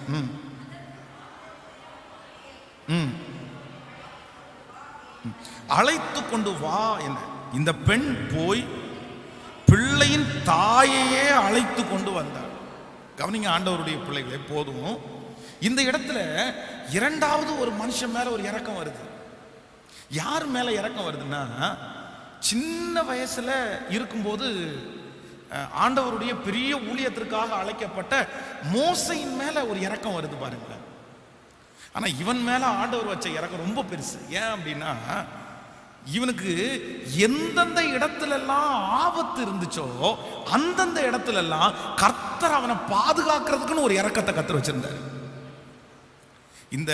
இந்த தேவ மனுஷன் கடந்து போன ஆபத்து அப்படின்றது சாதாரணமா இல்ல, சாவினுடைய விளிம்பிற்கு போனான். அப்படின்னா மோசே எப்ப பிறந்தாரோ அப்ப அந்த தேசத்துல ஒரு சட்டம் பிறப்பிக்கப்படுறது. என்ன சட்டம் பிறப்பிக்கப்படுது அப்படின்னா, சின்ன குழந்தைகள் எல்லாத்தையுமே எங்க தூக்கி போட்டுருங்க, நைல் நதியில. அப்போ அவன் பிறக்கும் போது அவனோட பிறந்த நிறைய குழந்தைங்க நைல் நதியிலே போட்டு சாகடிக்கப்படுறாங்க. ஆனா ஆண்டவர் என்ன பண்றாரு அப்படின்னா, கண்டுபிடிக்காம இருப்பாங்களா? ஒரு குழந்தை பிறந்தா தெரியாம இருக்குமா? ஒரு குழந்தைய எத்தனை நாள் தான் வீட்டில் யாருக்கும் தெரியாம ஒளிச்சு வைக்க முடியும்? என் பக்கத்து வீட்டுக்காரங்க யாருமே சொல்ல மாட்டாங்களா? ஆனா நான் நம்புறேன், ஆயிரக்கணக்கான குழந்தைகள் கொல்லப்படுகிற அந்த நேரத்தில் மோசையின் மேல ஆண்டவர் வச்ச பெரிய இரக்கம் என்னன்னா, அந்த குழந்தைக்கு அங்க ஒரு பாதுகாப்பு கொடுக்கறதுக்குன்னு கர்த்தர் அந்த வீட்டில் அவங்கள மறைச்சு வச்சிருந்தாரு பாருங்க. கர்த்தர் அழகா அந்த குழந்தைய மறைக்கிறார். இப்போ இதுக்கு மேல அந்த குழந்தைய வச்சுக்க முடியாது அப்படின்ற சூழ்நிலையில இப்ப அந்த குழந்தைய எங்க கொண்டு போறது? தன்னுடைய பட்டணத்துல தன்னுடைய தேசத்துல யார்ட்டையும் கொடுக்க முடியாது. கொடுத்தா ஆப்போசிட்ல இருக்கிறவங்கள்ட்ட தான் கொடுக்க முடியும். அவங்க இந்த குழந்தைய பார்த்த உடனே நைல் நதியில தூக்கி போட்டுருவாங்க. இப்போ ஒரு ஐடியா பண்றாங்க, இதை ஆத்துல விடுறதுதான் கரெக்ட். அந்த நைல் நதி எத்தனையோ குழந்தைங்களை சும்மா வெறுமனே தூக்கி போட்டு அந்த குழந்தைங்களை சாகடிக்குது.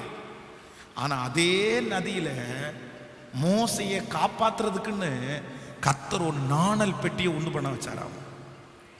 அந்த நாணல் பெட்டி உள்ள வச்சு இப்போ கீழ்பூசி, என்னதான் ஆத்துல போனாலும் ஆத்துல போற பொருளை நம்ம ரொம்ப கண்காணிப்பா பார்க்க முடியும்னு சொல்ல முடியாது. சில நேரத்தில் ஏத்த பள்ளத்தில் வந்தீங்கன்னா அந்த அந்த கூடை கவுந்துச்சுன்னா உள்ள இருக்கிற குழந்தைய யார் காப்பாற்ற முடியும்? கரெக்டா அது எந்த இடத்துக்கு போகுது அப்படின்னா, எந்த இடத்துல அவனை காப்பாற்ற முடியுமோ அந்த நாட்டினுடைய ராணியினுடைய கையிலே போது பாருங்க. அவங்க திறந்து பார்த்த உடனே எத்தனையோ ஆயிரக்கணக்கான குழந்தைய கொன்னு போட்ட குடும்பம் அந்த குடும்பம். அந்த வீட்டிலிருந்து தான் சட்டம் பிறப்பிக்கப்படுது. அந்த குடும்பத்தில் இருக்கிற நபர் தான் சட்டத்தையே போட்டிருக்காரு. ஆனா இந்த லேடிக்கு அந்த குழந்தைய பார்த்தோன்னே என்ன வருது அப்படின்னா, ஒரு பெரிய இரக்கம் வருது. இப்ப இறக்கம் வந்தாலும் அந்த குழந்தைய வளர்த்த முடியாது. எப்படி வளர்த்துறது அப்படின்னு கேட்கும்போது தங்கச்சி ஓடி வர்றாங்க. இந்த குழந்தைய வளர்த்துறதுக்கு நான் வேணா ஒரு ஆளை. உடனே அந்த அம்மா என்ன சொல்றாங்கன்னா, தாராளமா கூட்டிட்டு வா.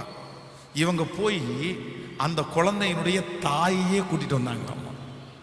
சரி, எவ்வளவு பெரிய ஆச்சரியம் இல்லை? அதான் ஒரு பரிசுத்தவான் சொல்லும்போது ரொம்ப அழகா சொன்னாரு, குழந்தையிலே தன்னுடைய அம்மாவுக்கு சம்பாரிச்சு கொடுத்த ஒரே ஆளு மோசேனாரு. குழந்தையிலேயே தன்னுடைய அம்மாவுக்கு சம்பாரிச்சு கொடுத்த ஒரே ஆளு மோசே அப்படின்னு. ஏன்னா தன்னை பார்த்துக்கிறதுக்கு தன்னுடைய அம்மாவுக்கே என்ன கிடைச்சிச்சு? மோசே எங்க போனாலும். இப்ப பார்வோன் வந்து ஒருத்தரை இவன் வந்து எபிரேய ஸ்திரீக்கு, எபிரேயருக்கும் எகிப்தியனுக்கும் சண்டை நடக்கிறதுனால அவன் வந்து ஒரு பிரச்சனை பண்ணிட்டான்னு சொல்லி இப்போ மோசையை கொல்றதற்கு பார்வோன் ரொம்ப தீவிரமா இருக்கு. ஆனா மோசே அவன் கையில தப்பிச்சாரு. நீ மோசையினுடைய வாழ்க்கையை ஆரம்பத்திலிருந்து முடிகிற வரைக்கும் பார்த்தீங்க அப்படின்னா அவனுடைய உயிருக்கு ஆபத்து எல்லா இடத்துலையும் வந்தது. ஆனா கர்த்தர் அவன் மேல் வைத்த இரக்கத்தினால எந்த இடத்துல போனாலும் கர்த்தர் அவனை காப்பாத்துறதுக்குன்னு ஒரு ஆளை கர்த்தர் வச்சிருந்தார். நான் நம்புறேன் இரண்டாவது ஆண்டவருடைய பெரிய இரக்கம் என்ன அப்படின்னா, பிரதர் சிஸ்டர், அன்பு தாய் தகப்பனே, நீங்க போற இடத்துல எல்லாம் உங்களுக்கு ஒரு கண்ணி வைக்கப்படலாம். நீங்கள் போற இடத்துல எல்லாம் ஒரு மனுஷன் உங்களுக்கு எதிராக வரலாம். நீங்க எந்த இடத்துல போனாலும் உங்களை அழிக்கிறதற்காக ஒரு ஆளு இல்ல ஒரு கூட்டம், ஒரு சூழ்நிலை காத்துட்டே இருக்கலாம். ஆனா ஆண்டவர் உங்க மேல வைக்கிற இரக்கம் என்ன தெரியுமா? நீங்க எங்க போனாலும் அழிய மாட்டீங்க. உங்க பிள்ளைங்க எங்க போனாலும் அழிய மாட்டாங்க. ஏன் அப்படின்னா கர்த்தர் நீங்க போகிற இடத்துல எல்லாம் உங்களை காப்பாற்றுவதற்கு, நீங்கள் எத்தனை ஆபத்துக்குள்ளாய் போனாலும் உங்களை காப்பாற்றுவதற்கு கர்த்தருடைய இரக்கம் உங்களை தேடி வரும்னு நான் நம்புறேன். இது வரைக்கும் இந்த ஜெபத்துல இருக்கிற எத்தனையோ பேர் நீங்க எவ்வளவு பெரிய ஆபத்துக்குள்ள எல்லாம் கடந்து போனீங்க, எத்தனை பெரிய ஆபத்து. ஆனா நான் நம்புறேன் ஆண்டவர் உங்க மேலையும் என் மேலையும் வச்ச இரக்கம் என்ன அப்படின்னா, அந்த ஆபத்துல எல்லாம் நம்மளை பாதுகாக்கிறதுக்குன்னு ஏதோ ஒரு சூழ்நிலையை கர்த்தர் அழகாய் உருவாக்கி தந்தார். ஆமென். நம்முடைய பிள்ளைகளை பாதுகாக்கிறதுக்குன்னு ஒரு சூழ்நிலையை கர்த்தர் உருவாக்கி தந்தார். ஸோ ரெண்டாவது நம்ம ஒரு இரக்கத்துக்காக ஜெபம் பண்ண போறோம். ஆண்டவரே, ஆபத்து நிறைந்த உலகம், இந்த உலகத்துல நானும் என் பிள்ளைகளும் எந்த ஆபத்துக்குள்ள சத்ரு எங்களை கொண்டு போக நினைச்சாலும் அங்க என்ன வரட்டும்னா உங்க இரக்கம் என் மேல திரும்பட்டும். ஆண்டவரே, அப்படியே கையை உயர்த்தி ஆண்டவரிடத்துல சொல்லுங்க. மோசே போன இடத்துல எல்லாம் அவனை சுற்றி எத்தனையோ ஆபத்துகள், எஸ், அவனை சுற்றி அவனை அழிப்பதற்காக எத்தனை ஆபத்து, எத்தனை ஆபத்து. இதோ வர்றான், நம்ம குழியில தூக்கி போட்டுருவோம். இதோ வர்றான், அவனை கொன்றுவோம். அவனுடைய சொப்பனம் என்னவாய் முடியும் பார்ப்போம். ஆனால் கர்த்தரால் அபிஷேகம் பண்ணப்பட்ட, கர்த்தரால் முன்குறிக்கப்பட்ட ஒரு தேவனுடைய பிள்ளைக்கு ஹல்லேலூயா கர்த்தர் கொடுக்கிற பெரிய இரக்கம், ஆண்டவருடைய மகா பெரிய இரக்கம், கர்த்தர் அவனை காப்பாற்றுவதற்கென்று ஒரு ஆளை எல்லா இடத்திலையும் வைத்திருந்தார். கைகளை எல்லாரும் உயர்த்தி, இயேசுவே அந்த இரக்கம் எனக்கு வேண்டும் என்று கர்த்தரிடத்துல கேளுங்க. முழு பலத்தோட சொல்லுங்க, ஆண்டவரே நான் போற இடத்துல எல்லாம் ஒரு ஆபத்து என்னை சுற்றி நெருங்கி நிற்கிறது. என் பிள்ளை போகிற இடத்துல எல்லாம் ஒரு ஆபத்து சுற்றி நெருங்கி நிற்கிறது. அவனை சுற்றி இருக்கிற நிறைய பேர் அப்படியே கங்கணம் கட்டிட்டே இருக்காங்க. எப்போ என் பிள்ளைய அழிக்கலாம், எப்போ என் குடும்பத்தை அழிக்கலாம். ஆனாலும் இந்த இரக்கம் செய்யும் வரை உண்மையை கூட்டத்தில் உங்க வார்த்தையை நான் நம்புறேன். உங்க இரக்கம், மோசேக்கு கிடைத்த அந்த இரக்கம் எனக்கு இப்பொழுது கிடைப்பதாக சத்தமாய் கைகளை உயர்த்தி எங்களையும் எங்கள் பிள்ளைகளையும் எங்கள் குடும்பத்தையும் எத்தனை அழிக்கக்கூடிய ஆபத்து வந்தாலும் பாதுகாக்கக்கூடிய ஒரு பெட்டயத்தை எங்களுக்கு வைப்பீராக கையை உயர்த்தி சத்தமா ஜெபம் பார்க்கலாம். இயேசுவே, அந்த ஜெபத்தை கர்த்தர் கேட்கட்டும், அந்த ஜெபத்தை கர்த்தர் கேட்கட்டும். முழு பலத்தோட சொல்லுங்க, ஆண்டவரே கேட்கட்டும். நன்றி ஆண்டவரே, நன்றி நன்றி நன்றி. இயேசுவே, அந்த இரக்கம் எங்களுக்கு வரட்டும் ஆண்டவரே, எங்களுக்கு வரட்டும் ஆண்டவரே, வரட்டும் வரட்டும் வரட்டும். ஓ, நீங்க நினைச்சா ஆசீர்வாதந்தா என்ன மறந்தா எங்கே சத்தமா சத்தமா நீங்க இருக்கிற இடத்துல அந்த சத்தத்தை உயர்த்தி ஜெபிச்சுட்டே இருங்க. நீங்க நினைச்சா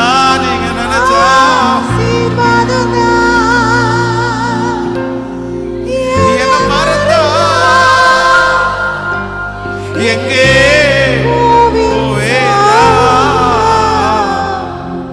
தேவகுமாரா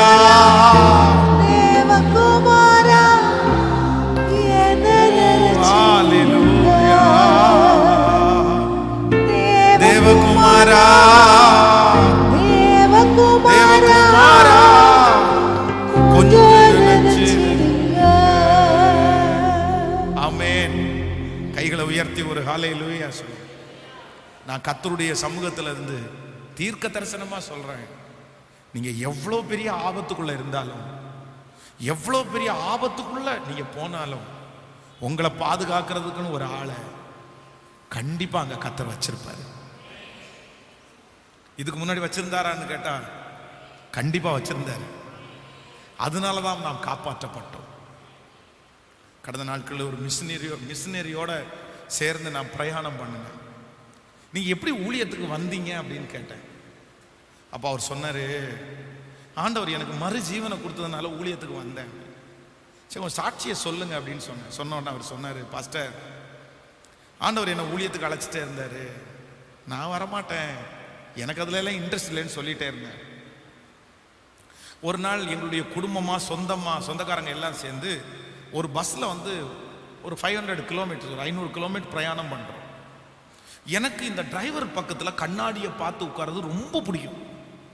ரோட்லேயே பார்த்துட்டு உட்காந்துறது பிடிக்கும். அதனால நான் யாருக்குமே கொடுக்காம அந்த டிரைவர்கிட்ட ஃபர்ஸ்டே பேசி வச்சுட்டு நான் வந்து அந்த டிரைவர் சீட்டு பக்கத்தில் இருக்கிற சீட்டில் உட்காண்டேன். யாருக்குமே கொடுக்கல.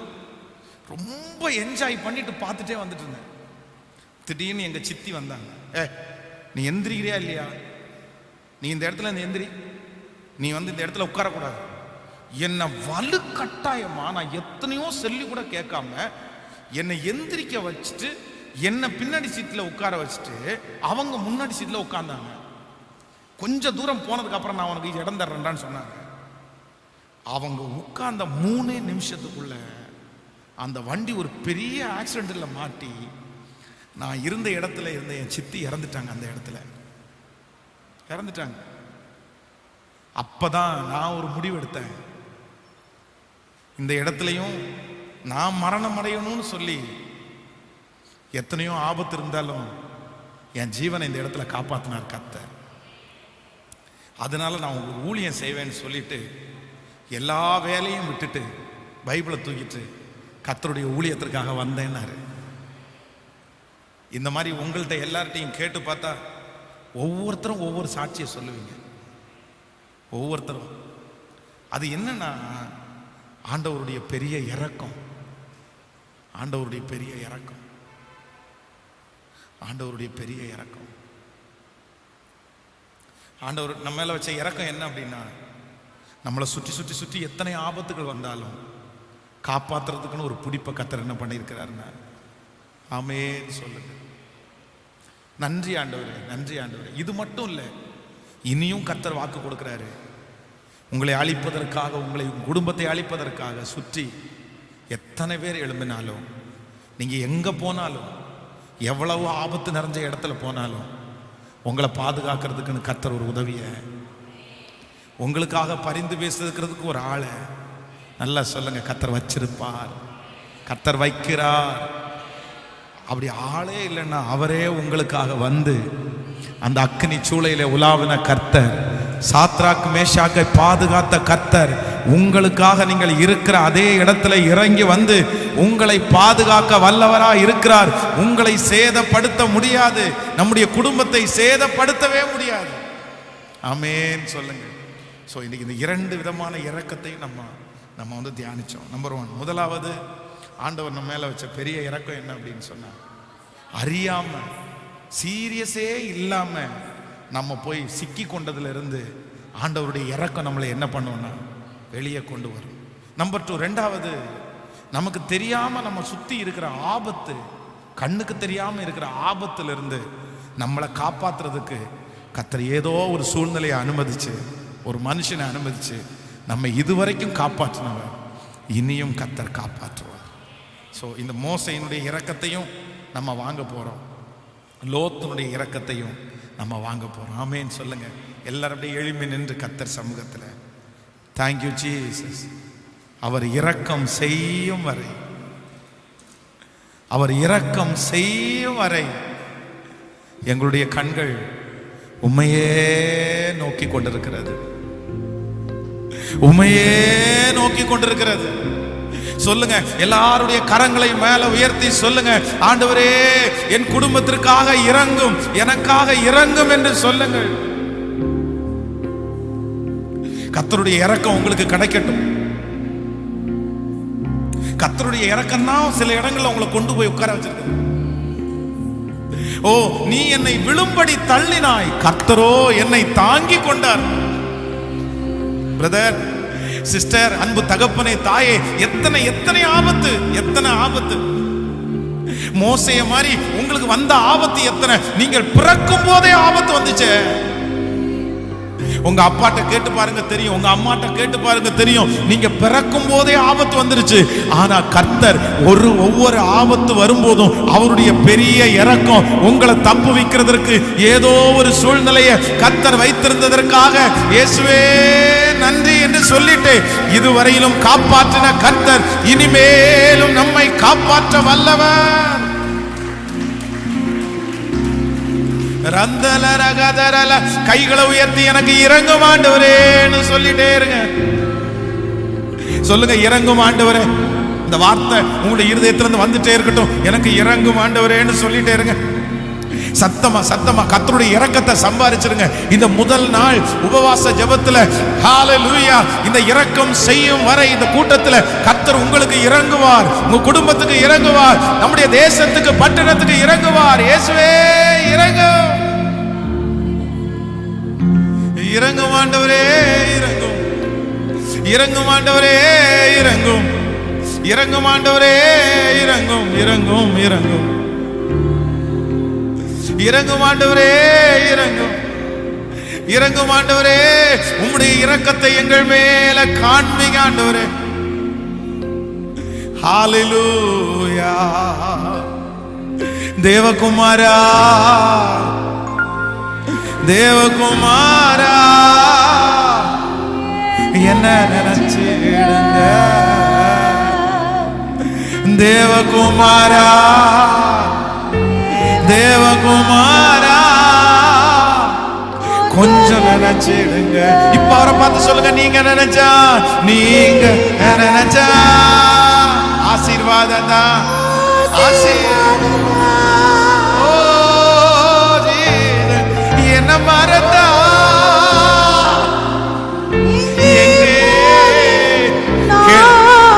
கேட்க கேட்க கர்த்தருடைய நீங்க தந்தலல சேகர லோத்தரோ லோத்தரோ தரோ. ஓ, எங்கே போவேனா தேவகுமாரா, தேவகுமாரா, என்ன நினைச்சிடுங்க தேவகுமாரா, தேவகுமாரா, கொஞ்சம் நினைச்சு. நன்றி அப்பா, நன்றி அப்பா, நன்றி ஆண்டவரே. உங்க இரக்கம் எங்களுக்கு கிடைச்சதற்காக நன்றி ஆண்டவரே. எங்களுடைய குடும்பத்திற்கு கிடைச்சதற்காக நன்றி ஆண்டவரே. லோத்துக்கு மேல நீங்க வச்ச இரக்கம் எங்க மேல கிடைச்சதற்காக நன்றி ஆண்டவரே. மோசையின் மேல நீங்க வச்ச இரக்கம் எங்கள் மேல, ஓ ஹalleluya, எங்களுக்கு கிடைச்சதற்காக நன்றி ஆண்டவரே. நம்புறவங்க கரங்களை தட்டி கர்த்தர் அந்த இரக்கத்தை நமக்கு தந்ததற்காக கரங்களை தட்டி ஆமென். எங்களுக்கு அந்த இரக்கத்தை தந்ததற்காக நன்றி, நன்றி, நன்றி, நன்றி, நன்றி, நன்றி, நன்றி, நன்றி, நன்றி ஆண்டவரே, நன்றி ஆண்டவரே, நன்றி ஆண்டவரே. ஸ்தோத்திரம் ஸ்தோத்திரம் ஸ்தோத்திரம் ஸ்தோத்திரம். எனக்கு குறித்ததை நிறைவேற்றி முடிப்பவர் நீரே ஐயா நீரே. எனக்காக யாவையும் செய்து முடிப்பவர் நீரே ஐயா நீரே. எனக்கு குறித்ததை நிறைவேற்றி முடிப்பவர் நீரே ஐயா நீரே. எனக்காக யாவையும் செய்து முடிப்பவர் நீரே.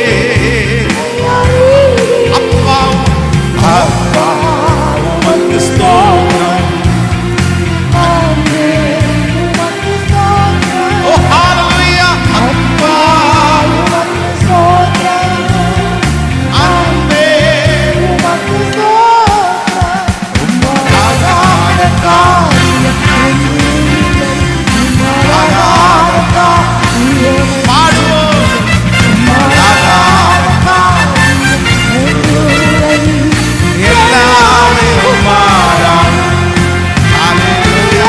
எல்லாமே உம்மாலான. சொல்லிக்கொண்டே ஆகும் எல்லாமாகும் உம்மாலே தான் எல்லாமாகும்.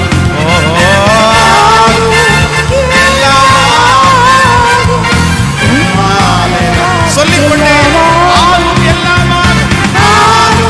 வல்லவர் வல்லவர் தேவ மகிமை ஒவ்வொருவரையும் பற்றி பிடிக்கட்டும். கட்டுகள் உடையட்டும். ஆகும் இயேசுவே. எழுப்புதல்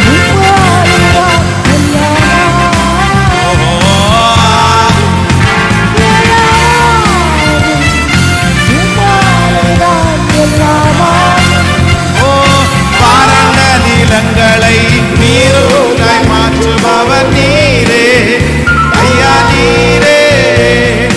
ஆவானிற வெளியை தண்ணீராய் மாற்றுபவர் நீரே ஐயா நீரே. பாராண்ட நிலங்களை நீரூராய் மாற்றுபவர் நீரே ஐயா நீரே. ஆவானிற வெளியை தண்ணீராய் மாற்றுபவர் நீரே. அப்பா அப்பா உமக்கு ஸ்தோத்திரம். உமக்கு ஸ்தோத்திரம். அப்பா அப்பா உமக்கு ஸ்தோத்திரம். ஹalleluya. உமக்கு ஸ்தோத்திரம். உம்மாலாக உம்மாலாக காரியம்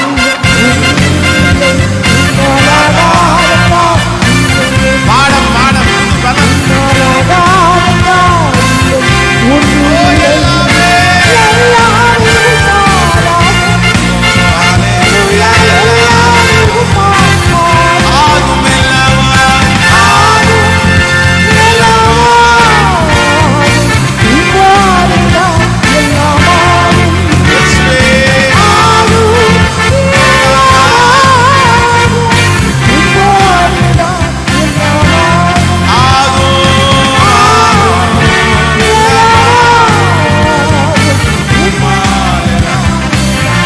கரங்களை தட்டி கரங்களை தட்டி.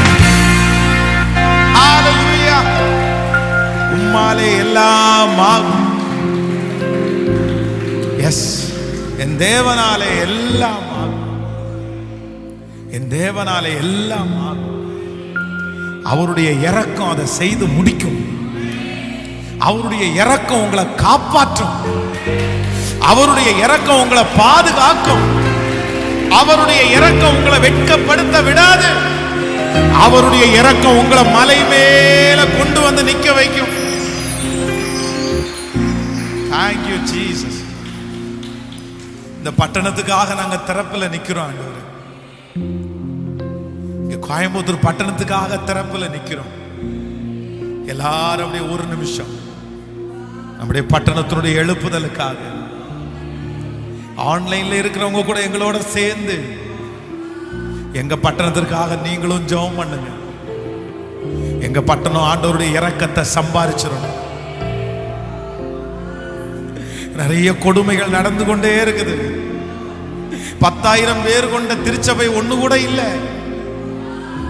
1000 பேர் கொண்ட திருச்சபை 100 சபைக்கு மேல இல்ல.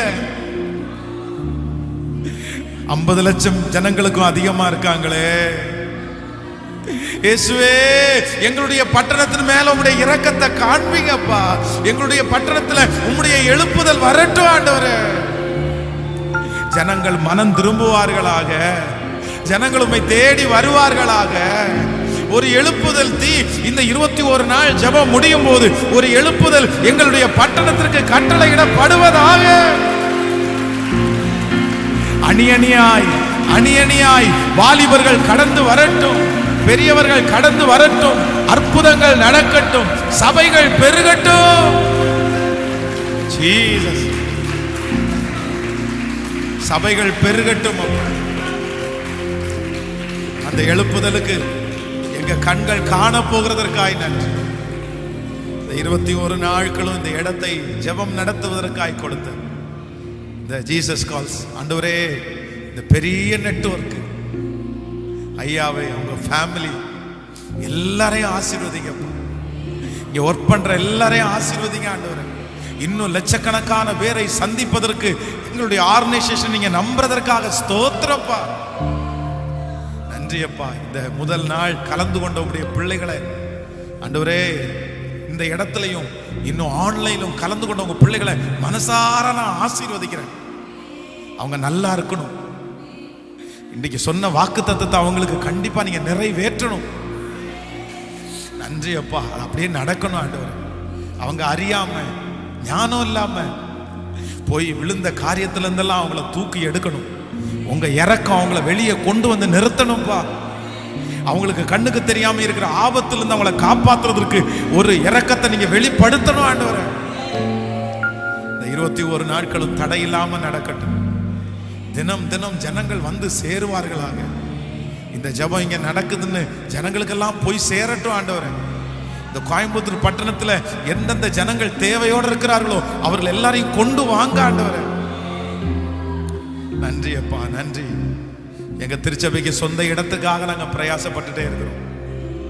இன்னும் எங்களுக்கு டிசம்பர் வரைக்கும் தான்ப்பா டைம் இருக்குது. அதுக்குள்ள கர்த்தருடைய இரக்கம் அந்த இடத்துல திரும்பட்டும் ஆண்டவரே, திரும்பட்டும் ஆண்டவரே. எங்களுடைய பாத்திரத்தை நிரம்பி வழிய பண்ணுங்கப்பா. எங்களுடைய தேவைகளை சந்திக்க பண்ணுங்கப்பா. மிச்சம் எடுக்க உதவி செய்யுங்க ஆண்டவரே. இந்த ஊழியத்தை நேசிக்கிற, கொடுக்கிற, ஜெபிக்கிற, என்னோடு கூட இருந்து இந்த ஊழியத்தில் கலந்து கொள்கிறேன் ஒவ்வொருவரையும் மனசார ஆசீர்வதிக்கிறேன். உங்க கிருபையின் கரங்களிலே தாழ்த்துறோம். இயேசுவின் மூலம் ஜெபம் எடுக்கிறோம் நல்ல பிதாவே. என் ஆத்துமாவே கர்த்தரை ஸ்தோத்திரி, முழுவதுமே பரிசுத்த நாமத்தை ஸ்தோத்திரி. என் ஆத்துமாவே கர்த்தரை ஸ்தோத்திரி.